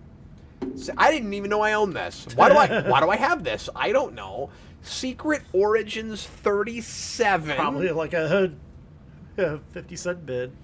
Well, yeah, but the thing is, like, there were lots of random things I got in collections, but I sold a lot of stuff too. I didn't always keep them, so it's like sometimes I wonder why I keep the things I keep. Right. But it is fun also just to have a weird library of stuff. You know, so sometimes when these things wind up in my collection, I can't bring myself to get rid of them. Yeah. Like, it's so random. Secret Origins 37, Legion of Superheroes, and Dr. Light. Dr. Light, yeah. So my eyes will glaze over because I never hear about Legion. Yeah. But here it is. I also own a weird number of Legion comics. Legion's one of those things... I don't know why I didn't sell those, but at one point, my dad or somebody gave me a whole bunch of Legion, and I just couldn't bring myself to sell them. Legion's one of those things that, like, the people who love it really love it, and, like, I kind of feel like I should get into it, and there's some things that seem interesting to me, but, like, man, how do you get into Legion? You just gotta be there. You just gotta be there. Just gotta be there. It's like Stanley Spadowski said in UHF. Be there. Be there. Okay, let's go into our final segment. 3 hours. We'll try not to spend too much time. And we already talked about this a little bit earlier. Austin, for the record, nothing but love for Matter Your Lad.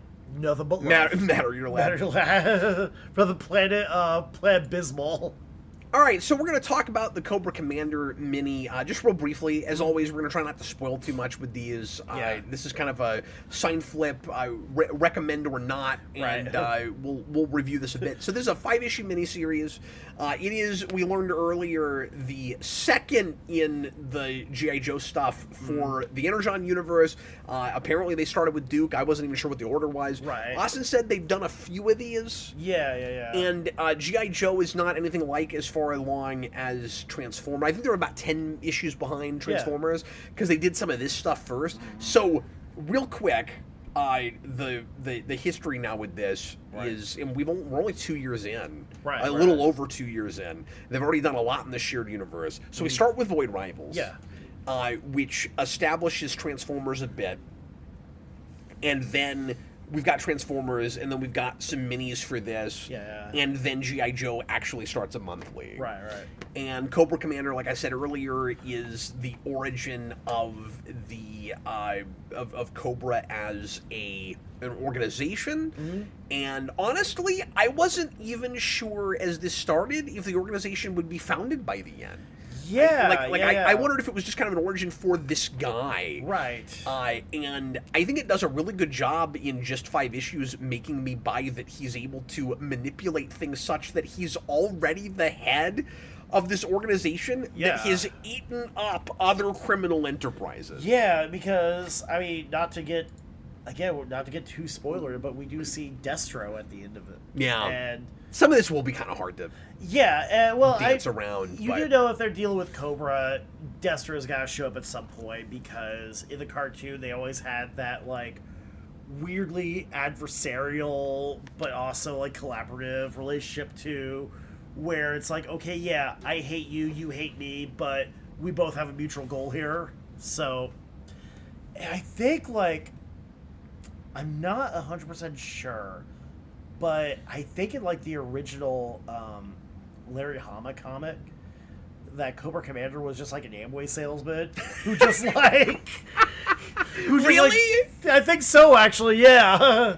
He's got a much more epic origin, although it's possible that he was an Amway salesman before he moves to Cobra. Before he moved to Cobra Law. Yeah, because they make a big deal out of how he's an outsider. Yeah, he's not one of them, and he's allowed in. Yeah. And then there's the big question as to how much of a mistake it was to let him in. Right. And he swears up and down his loyalty to Cobra, or not to Cobra, to Cobra Law. Yeah. But he is a literal and figurative snake. Yeah. And he's not actually a literal snake. He's not really a snake, but he's snake-like, and it's a snake place.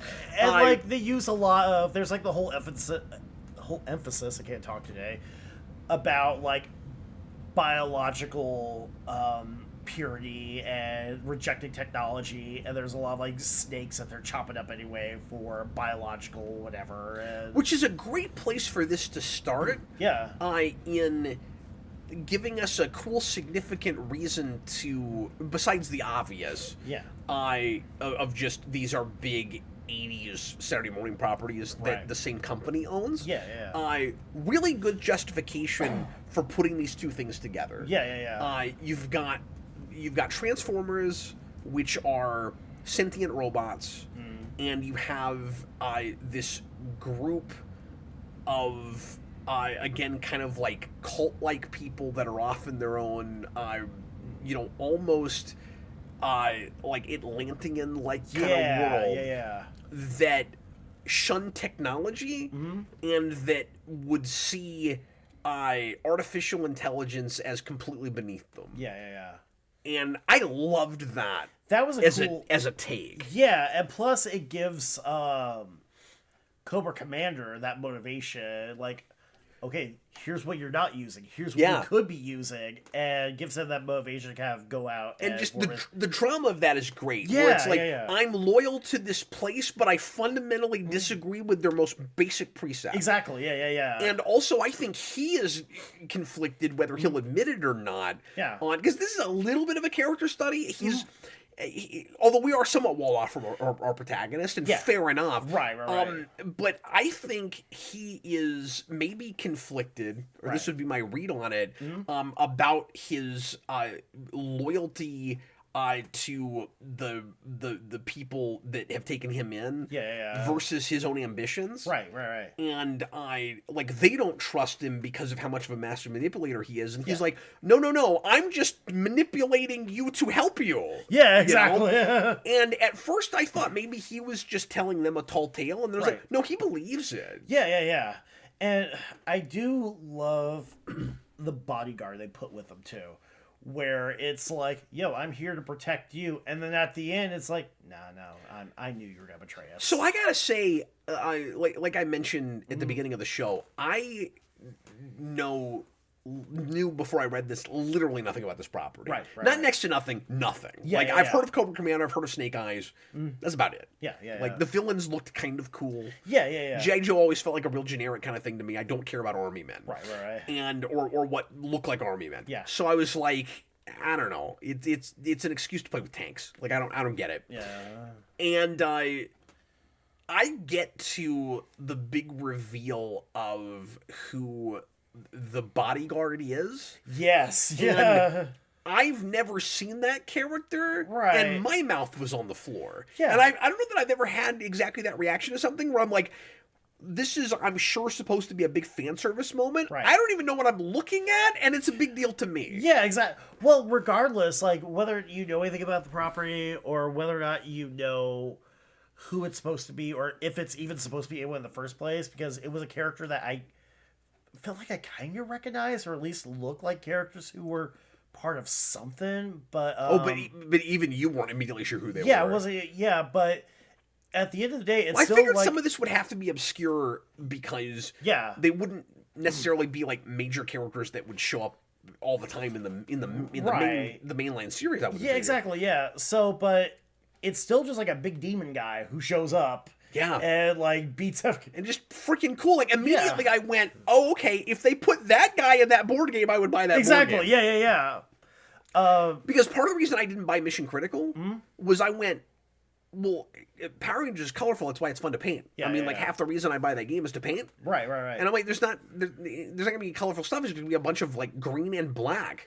And then I got to that guy and I went, and even Cobra Commander, I was like, oh no, there's fun things. Yeah. There would be fun things to paint in this. And like the original, I mean, you go back to like the 50s and like the Action Man, action figure, because we can't call it a doll, G.I. Joe. Right. That's what they were. And then the 80s, you start having like Cobra Commander. And then you start having like the guy who's a sailor. You start having like the guy who's got like a parka because he's like the Arctic Commando. Or That was one of the surprising things to me in this, is just it is kind of colorful. yeah. There's a lot of reds and blues. Yeah. And I like the juxtaposition of just how dark and violent it is versus that Oh, stuff. yeah. And oh my god, is this book rough? I was like kind of surprised how much blood there was. Yeah. Disarmingly so. Because Yeah. and Transformers goes to some rough places. Right. This is a straight up horror book. Yeah, well, even like the first like couple pages too, where like Cobra Commander is like, "Hey, I want your truck," and then he's like, "I'm going to take your truck," and then even just like the sound effects too are horrifying. We like butchers a guy for his like snowmobile. No, that was great. Yeah. Well, there's a couple places where you'll get like torture, and you'll get the gross sound effects words of what they're doing to a person. Oh yeah. But then also the pleads for mercy Yeah. in the middle of all of those words. Right. Skybound in general, the Energon stuff, has been real consistent in how it handles its artwork, where Yeah, it's different artists, and some of them are like sketchier than others, but they all handle their like wording really similarly. Yeah. And they do a really good job of making the sound effect stuff part of the art. Right. In similar ways. Yeah. But anyway, so I guess while we're there, I'll just mention this is the introduction of Megatron. Yeah. I think this is required reading if you're reading even just Transformers. I can see that. Yeah. Because I was glad to like we get a little bit about where Megatron was and what was happening to him, and like why he's missing his arms and all of that. But in just the Transformers book, but this filled in blanks for me, and it was just nice to go back and like see this happen. Yeah. And just in filling out the world a bit, even just thematically, that whole organic versus metal thing. Yeah. I want that to be more front and center than it's been able to be in Transformers. Right, And that's not complaining at all about what the Transformers book is doing. Yeah. It's just, it feels important. It feels necessary, and it makes me wonder if I'll have that with the monthly G.I. Joe book. Right. Like, if I finally read that and read them as companion pieces, I'm wondering if I'll have that feeling about it. I have not been compelled to do that just because I've never cared about G.I. Joe. Yeah. And I'm starting to more and more see this whole thing as just a piece. space. Yes. You know, Yeah, this yeah, yeah. with G.I. Joe with Void Rivals. Right. I'm probably going to ultimately read all of it, even Yeah. if I don't collect all of it. But I'm also, like I said earlier, suddenly very tempted to just buy all of it. Yeah, yeah, yeah. And I can see that too, because, I mean, it's funny because, when I read the trade on online, it didn't have the covers. Oh, the covers are great. So, yeah. Skybound has done just the most wonderful job of selling its singles. Yeah. Like, it has taken us back to the glory days of Marvel. Right. In making you want to read these things month to month and actually keep up with them, both as a collector and as a reader. Right. Kirkman is doing that in a way that no one else has captured it. IDW has attempted it with some things. Yeah. Walt's got there okay with TMNT. Yeah. This is on a whole other level. Yeah. One thing I do kind of like with It's so violent. Yeah, so violent. And I was going to say this earlier, just the juxtaposition again of the silly cartoon stuff it's playing with. Yeah. And you need to be 18 or 21 to read this shit. I just swore. Yeah. But it's crazy. Exactly, yeah. Well, it's funny because there's been some, violent G.I. Joe stuff before. Max Brooks actually did, either... I can't remember if it was a trade or a mini G.I. Joe thing that I don't remember a whole lot about other than, there was, a torture scene where they're going through, okay, we're going to pull out some of your teeth and we're going to break your kneecaps. Just, basically... They didn't show anything except, the tools they were using, the pliers and, drills and stuff. But, it was nothing compared to this, though. You weren't seeing, oceans of blood in the snow, like you're seeing here, too. But it's still, surprisingly entertaining. Yeah. And doesn't, gross me out to the point where I go, this is a good story, but it's not fun to read.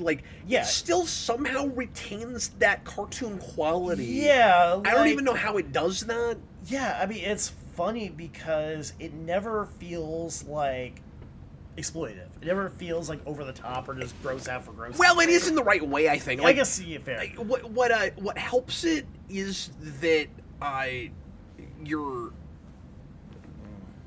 main character isn't sympathetic in the traditional sense. Yeah. But you just have a lot of fun watching him succeed. Yeah.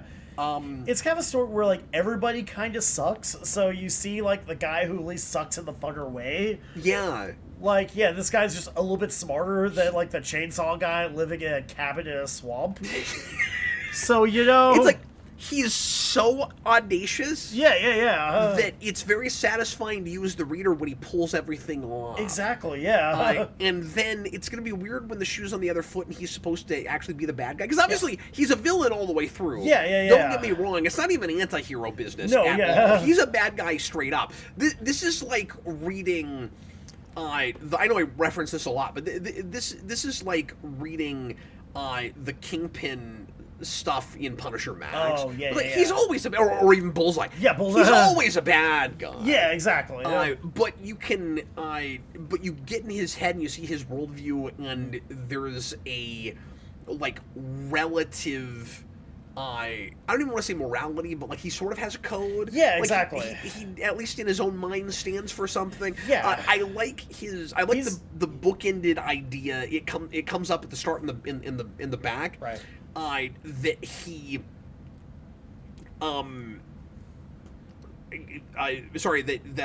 it's easy to manipulate people through fear and anger. Yeah. That's his big thing. It's that's the ticket to success. Yeah. And he keeps proving it, Yeah. so it's hard to argue with it, And he's like I said earlier, oh no, I have loyalty to my people. Yeah. But this is the way to achieve those things. Yeah. And when he gets to the end, he proves that it works, and you go, it's not right, you can't condone it, but he's got a point. He's getting his goals. He's accomplishing his goals. Yeah. He's able to go find these weak-minded people. Yeah. And it makes it. it makes you understand the darker side of the human condition, where you Yeah. go, I see why power corrupts so easily. Right. Because once you figure out the psychology of this stuff, Yeah. it's really difficult not to use it to your advantage. I know we mentioned the one scene before where it's like, all right, you've helped me, you can leave. Like, no, because as soon as I turn, you'll shoot me in the back. Like, that's right. Boston says his hat and coat look like the love child of Nicholson Joker and Carmen Sandiego. That's pretty good. Yeah.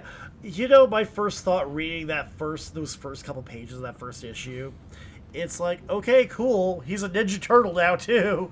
Just put your trench coat and have fedora over Raphael. Rarely have I seen a character that is this unfazed by torture that makes his blood go all over the wall and the floor. Yeah, exactly. It was absolute madness, and then just the smiley face. The smiley face, he was such a nice touch. It's the best. I was sad when it went away. Yeah, yeah. When he picks up a rag and wipes it off, I'm like, oh, that's sad. It's like, all right. Well, And like you said, the thing with his bodyguard is really interesting. Again, I don't want to spoil too much. I want people to read this. I think it's... There is one point at the end that did make me happy in just a completely nostalgic way. And it's something that people make fun of G.I. Joe all the time for, but I think it works here just with a lot of the themes. Where he goes to Destro, and he's like, okay, you've got these weapons, but here's what I have. And it's lasers. Yeah. It's the lasers everybody laughs That's at that never true. hit anything. Even though here, it hits stuff. Like, you killed your own people. Like, I got more. Well, we didn't even talk about... we alluded to it Yeah. when we were talking about how he goes, hey, I know you're against technology, but here's why we need it. Yeah. The whole idea is he's going after Energon. Yeah. And he figures out where it is. A swamp. And that's why he mixes it up with these other G.I. Joe characters. Yeah. And why Megatron is there and all of that. And so he ends up kidnapping a scientist that was already kidnapped, who has figured out not only how to harness Energon, but how to dilute it with other things to create more of it. Yeah. And again... this is another way that it comes up with a really creative way to reinvent it so that it fits. So not only does it fit well in the world of Transformers, but it also explains why the tech is advanced. Yeah, exactly. So you have all of these like futuristic-looking vehicles. Right. Now, I will say, you're already seeing some of these futuristic vehicles before they're being run by Energon. Some guy drives I almost wish they weren't designed until the Energon. Yeah, it's like some guy drives his battle tank to the bar. His big, like, snowmobile that you can get with, at your local Toys R Us. Yeah, but the toy again. Yeah, the exposition of the toyetic nature of this and how extremely rough it gets. Exactly. Yeah, then he gets like massacred right outside. I feel like I shouldn't have liked that, but I really enjoyed it. I don't know. It works in like a weird way. There is a part where talk about the scientist, where I think it's when he first, they first meet Destro and they're introduced himself like, yeah, this is the scientist I've been working with. Yeah. The guy just goes, please kill me. Please kill me. Please kill me. That got me a little bit. It did, yeah, exactly. Nicholas Bodo, do you find this Cobra Commander scarier than Megatron? Yeah. Yeah, kind of. Actually. Now, you haven't read all of the Megatron stuff in Transformers yet. Not yet, and no. I think he's getting scarier. Right. There's a slow build-up even when he's initially introduced. Yeah. Like, I feel like the Cobra Commander here is, in his way, scary in some of the same ways that Starscream is. Yeah, I can see that, too. But with more forethought and vision. Yeah. So it's like if he was as ruthless as the Energon Starscream. Right. But with the forethought with patience of Megatron, the patience of Megatron. So in that way, yes, it does make him scarier. Yeah. Because at the end of the day, as misguided as he is, what Megatron thinks he wants is peace. Yeah. And that's not Cobra Commander. No. Cobra, I mean, he's in it for himself. He's in it for... And he wants to just straight up rule the world. Yeah, exactly. And it seems like the mission statement of this, and I'm only getting this from reading the letter at the end of the first issue, which again I think maybe Kirkman wrote, I can't remember. Right. But there's talk in that about how Cobra Commander is always made fun of for being kind of pathetic. Yeah. And it feels like the mission statement of this is to figure out a way to, like, keep the essence of that character, but make him ruthless and scary. Yeah. Because even in, like... and it really pulls that off. Yeah, I mean, because... In exactly the same way, exactly the same way as it finds a way to make Megatron turning into a gun that someone else fires actually compelling. Yeah. And makes him seem scarier because he does that. That shouldn't work. Exactly, yeah. I mean, other than just, like, that was the toy they sold back in the 80s that parents got real upset about. This has that Skeletor thing where it's like, Skeletor should be scary. Yeah. But you listen to him talk, you just laugh at him. Exactly, it's the same thing, I think. And I mean, I think that's with a lot of just 80s villains, too, where they had to be a little comedic just so, like, it didn't terrify the kids completely. Yeah, that's right. I mean, you know, we're just talking about Lord Zed. Zed has that, too. Yeah. I was just about to say that. Part of it, too, is they had to, like, sort of lighten him a little bit, because, like, hey, we've got this guy with no skin. Like, he's got, like, metal and an exposed brain. That's... Is there another comic book villain that you would say Cobra Commander most reminds you of, just in his, like, MO and his motivations? That's a good question, actually. Yeah. There is, like... My first thought was he was sort of like the in-between of, like... Sort of like the midpoint between, like, Kingpin and Bullseye. Yeah. Like, somebody with the forethought, but, like, the ruthlessness, too. No, that's right, yeah. Because it needs to be someone that can run a criminal empire. Yeah. And I'm like, he's not really Dr. Doom because he doesn't have that chip on his shoulder the same way. It's not that thing. He's not Magneto. He's some interpretations of the Riddler too. He doesn't have a some interpretations. Yeah, he doesn't have any sort of humanistic cause. No, yeah. He's just there to. You know, in his way, he's a little closer to like a. It's not the same thing, but he's a little closer to like a comic Thanos. I can see that too, yeah. But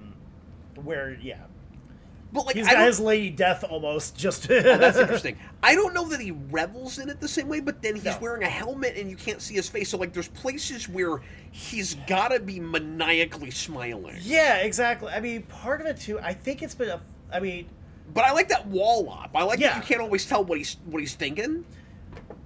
It also kind of reminds me a little bit. Washington says he's like Zemo. I don't know enough about Zemo. I never go to that character. I mean, I can see that too, just as like a character with. I guess I can see it too, just a character who's just crappy all around, but is patient, and especially when you have like somebody whose face you can't see, and somebody who. Because another thing that popped in my head that's why he'd be more like that than like a Red Skull. Yeah. But he does feel sort of like a Nazi general. Yeah. Except... It's kids' TV, you can't say Nazi. Right, but he'd be... Well, and again, we were talking earlier about how Cobra's kind of like Hydra. Yeah. But he would be... the Nazi general that doesn't actually buy into the cause, really, right? He's just in for his own power, his own gain, too. Well, that makes me think he's loyal to Cobra Law just because they're powerful, not because of anything they believe in. Because again, he doesn't actually, at his core, buy into their organic only thing. Right. So it's sort of like I guess the analogy, or the obvious analogy would be, he's the white supremacist that doesn't believe in white supremacy. Yeah, exactly. That's just an easy excuse to gain power and do what he wants to do. Yeah, exactly. And they see, you mentioned this earlier, they have that racial purity thing. In organics good, metal things bad. Right. And he doesn't have that. Yeah, and that's, again, that's also something you get the Saturday morning cartoon logic where you can have characters who are basically Nazis, but you still found a way that's sort of disconnected from like actual, from any sort of like actual like extremist thought and anything. You have the fun equivalent. You have fun Nazis. That's even worse than Fetish Hill fun Nazis. No, it's not. Fair enough. Fair enough. Not as a phrase. Not as That's a word, phrase. That's true. as a Yeah. term. But another villain that popped in my head, just not necessarily just ideologically with Cobra Commander, but just how he aesthetically. Yeah. The animated series Toyman. Oh. Just a character who is scary because you can't actually tell what their actual emotion is. Yeah. That's a good call. Yeah.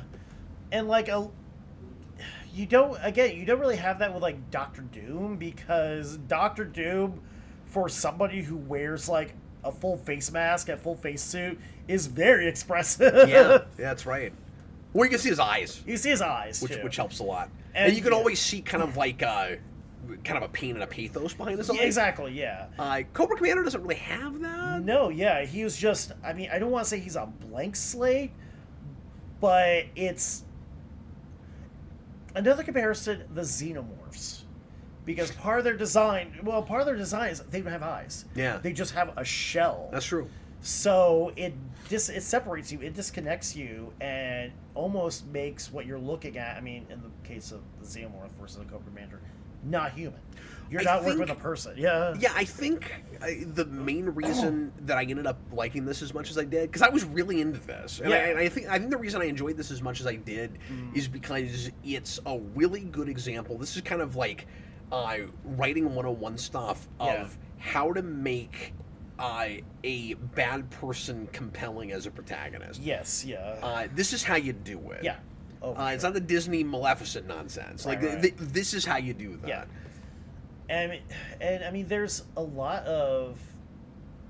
are examples of fiction of protagonists who are just like terrible human beings, and I think with a lot of this, you have to humanize them to some degree. Yeah. You have to have them be compelling in like. But this does that minimalistic. Exactly. Yeah. Very minimalistic. And that's the thing too, where a lot of, I know we even kind of talked about the Poison Ivy too, where it's like you're telling a story about the villain, but you're almost making it just a little. You're sympathizing almost a little too much. Yeah. Like, okay, this character might have a point where Cobra Commander's like, yeah, this guy really, he kind of does, but it's not a great point. He's got goals. He's got his own little thing he's working where for. you hear people constantly oversimplify,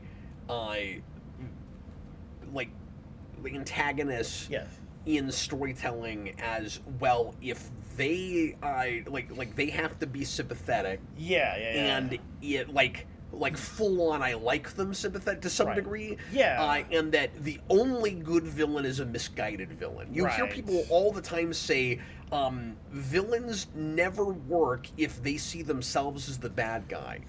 Not true. No, exactly. I don't agree with that. Right. I think you can have evil people that know they're evil. Yeah. And it can sometimes, and those are sometimes the most fun bad guys. Yeah. And they can even be somewhat three-dimensional and know they're the bad guys. Yeah.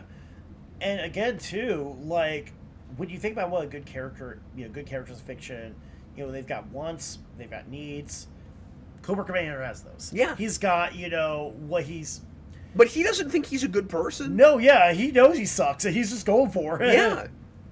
But he's also that character that thinks that's the only way to get ahead. Yeah. And especially like the world. And he goes through enough that you buy that he that gets there too. The world he's in, the people he's interacting with, it's either like snake cultists or like chainsaw guys in swamp cabins. Yeah. So it's like, okay, yeah, if you're going to survive in this world, you have to be, a piece of crap. You have to be like a monster. So how do you be like the best monster you can be? Yeah. Anyway. Yeah, I was just thinking too, like one of them. You ever watch that show, The Sopranos? I've not passed the pilot.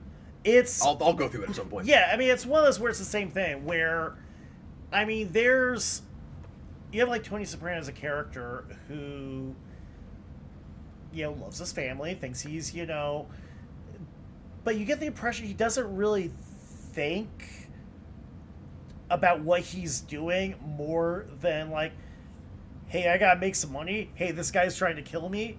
And if he's pushed, he'll try and rationalize. Like, no, we're soldiers. That's what we do. We're, you know, our families were exploited, and we're just making do best we can. And then it's like, well, you just ruined Robert Patrick's life. So again, there's ways you could tell stories about unrepentant, just awful human beings and have it be weirdly compelling. And again, you're right too. There's a tendency to oversimplify, oversympathize, and sometimes you just want a guy who just sucks and just revels in it. Yeah. This will be the last thing I say, because we're going to have to wrap up here, but my in, and I think a lot of people have this, for this kind of material a lot of the time, is a just really fun, memorable, over-the-top villain. Yeah. And like that's my Power Rangers thing. If you never had Zed, I wouldn't care about that show. Right? I didn't come into Rangers when Rita was still there. Right. I came in with Zed, so one of my first impressions with that show was the villain's cool. Yeah. And if only I had been channel flipping and landed on this guy. Yeah. But I know in the cartoon he's not this guy, and so I don't know if I would have actually had that with the show, with G.I. Joe. And I know that Cobra Commander's not the only bad guy, also. Yeah. And even like. But I'm just saying, I feel like I've finally gotten in with G.I. Joe. Right. And I like that this is my first impression of it. Yeah. Because I can already see what's interesting about it. Yeah. And there's been, like, even look at He-Man, too. There's been several attempts to make Skeletor, like, a frightening villain. Oh, yeah, absolutely. Yeah. There was that, what was it, the 2000s? That relaunch show in the 2000s does that spectacularly. Absolutely, yeah. I've seen the first season of that. It's great. Yeah. Austin, his first plan in the main G.I. Joe books is also the most Saturday morning cartoon thing ever, and it's amazing. And see, like, now I've got an in for that book. Yeah, exactly. Like, because I don't know if I'm going to care about the heroes. I hope I do. Yeah. But I've at least got this guy, and he's fun. And, honestly, too, Cobra's more fun than, like, any of the Joes, I think. There's some interesting stuff, but, like, who's going to remember Duke? Who's really going to remember Duke? Well, we should read that mini at some point and see if it yeah. turns us around on that. And there is that Rob Liefeld Snake Eyes series that... That's so weird that that's a thing. It is. Well, was that the IDW thing you sent me? Yeah. Here's the thing, though. It was him and a guy named Chad Bowers, who... Chad Bowers and Chris Sims, they were a writing pair for a while, but they wrote Deadpool Bad Blood with Rob Liefeld. Oh. So I think they just knew each other and got along, so... okay. I think that's just how that came around. One of them liked G.I. Joe. So, hey... Okay, Chris, remind me what we were talking about before the show about maybe doing next time. I think... Because I cannot remember Oh, now. yes, we did... I'm going to kick myself on this one. Are you also not remembering? Because we said this should be our default now. We did, absolutely, yeah. What the hell was it? I feel like it was... I wish we'd written it down, but I figured we would remember it. I guess the Scarlet book is by Kelly Thompson, so hey. Yeah, I don't want to stay in G.I. Joe land. That's fair. I want to mix it up. But we had something that... Oh, I know what it was. Yeah. It was Ghost Machine. You're right. Because we were talking about Geiger right before the show, so... and it's been several weeks since we did that, and I adored that, and people keep saying Ghost Machine is even better than Geiger. That's the series that starts that imprint. Right. And so I said before the show, if we don't get any takers tonight, and I didn't even mention that at the beginning of the show, but if we didn't have super chats to pick something, we'd do Ghost Machine.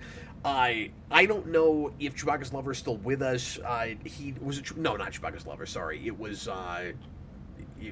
God, it's late. It was Senior Sticks.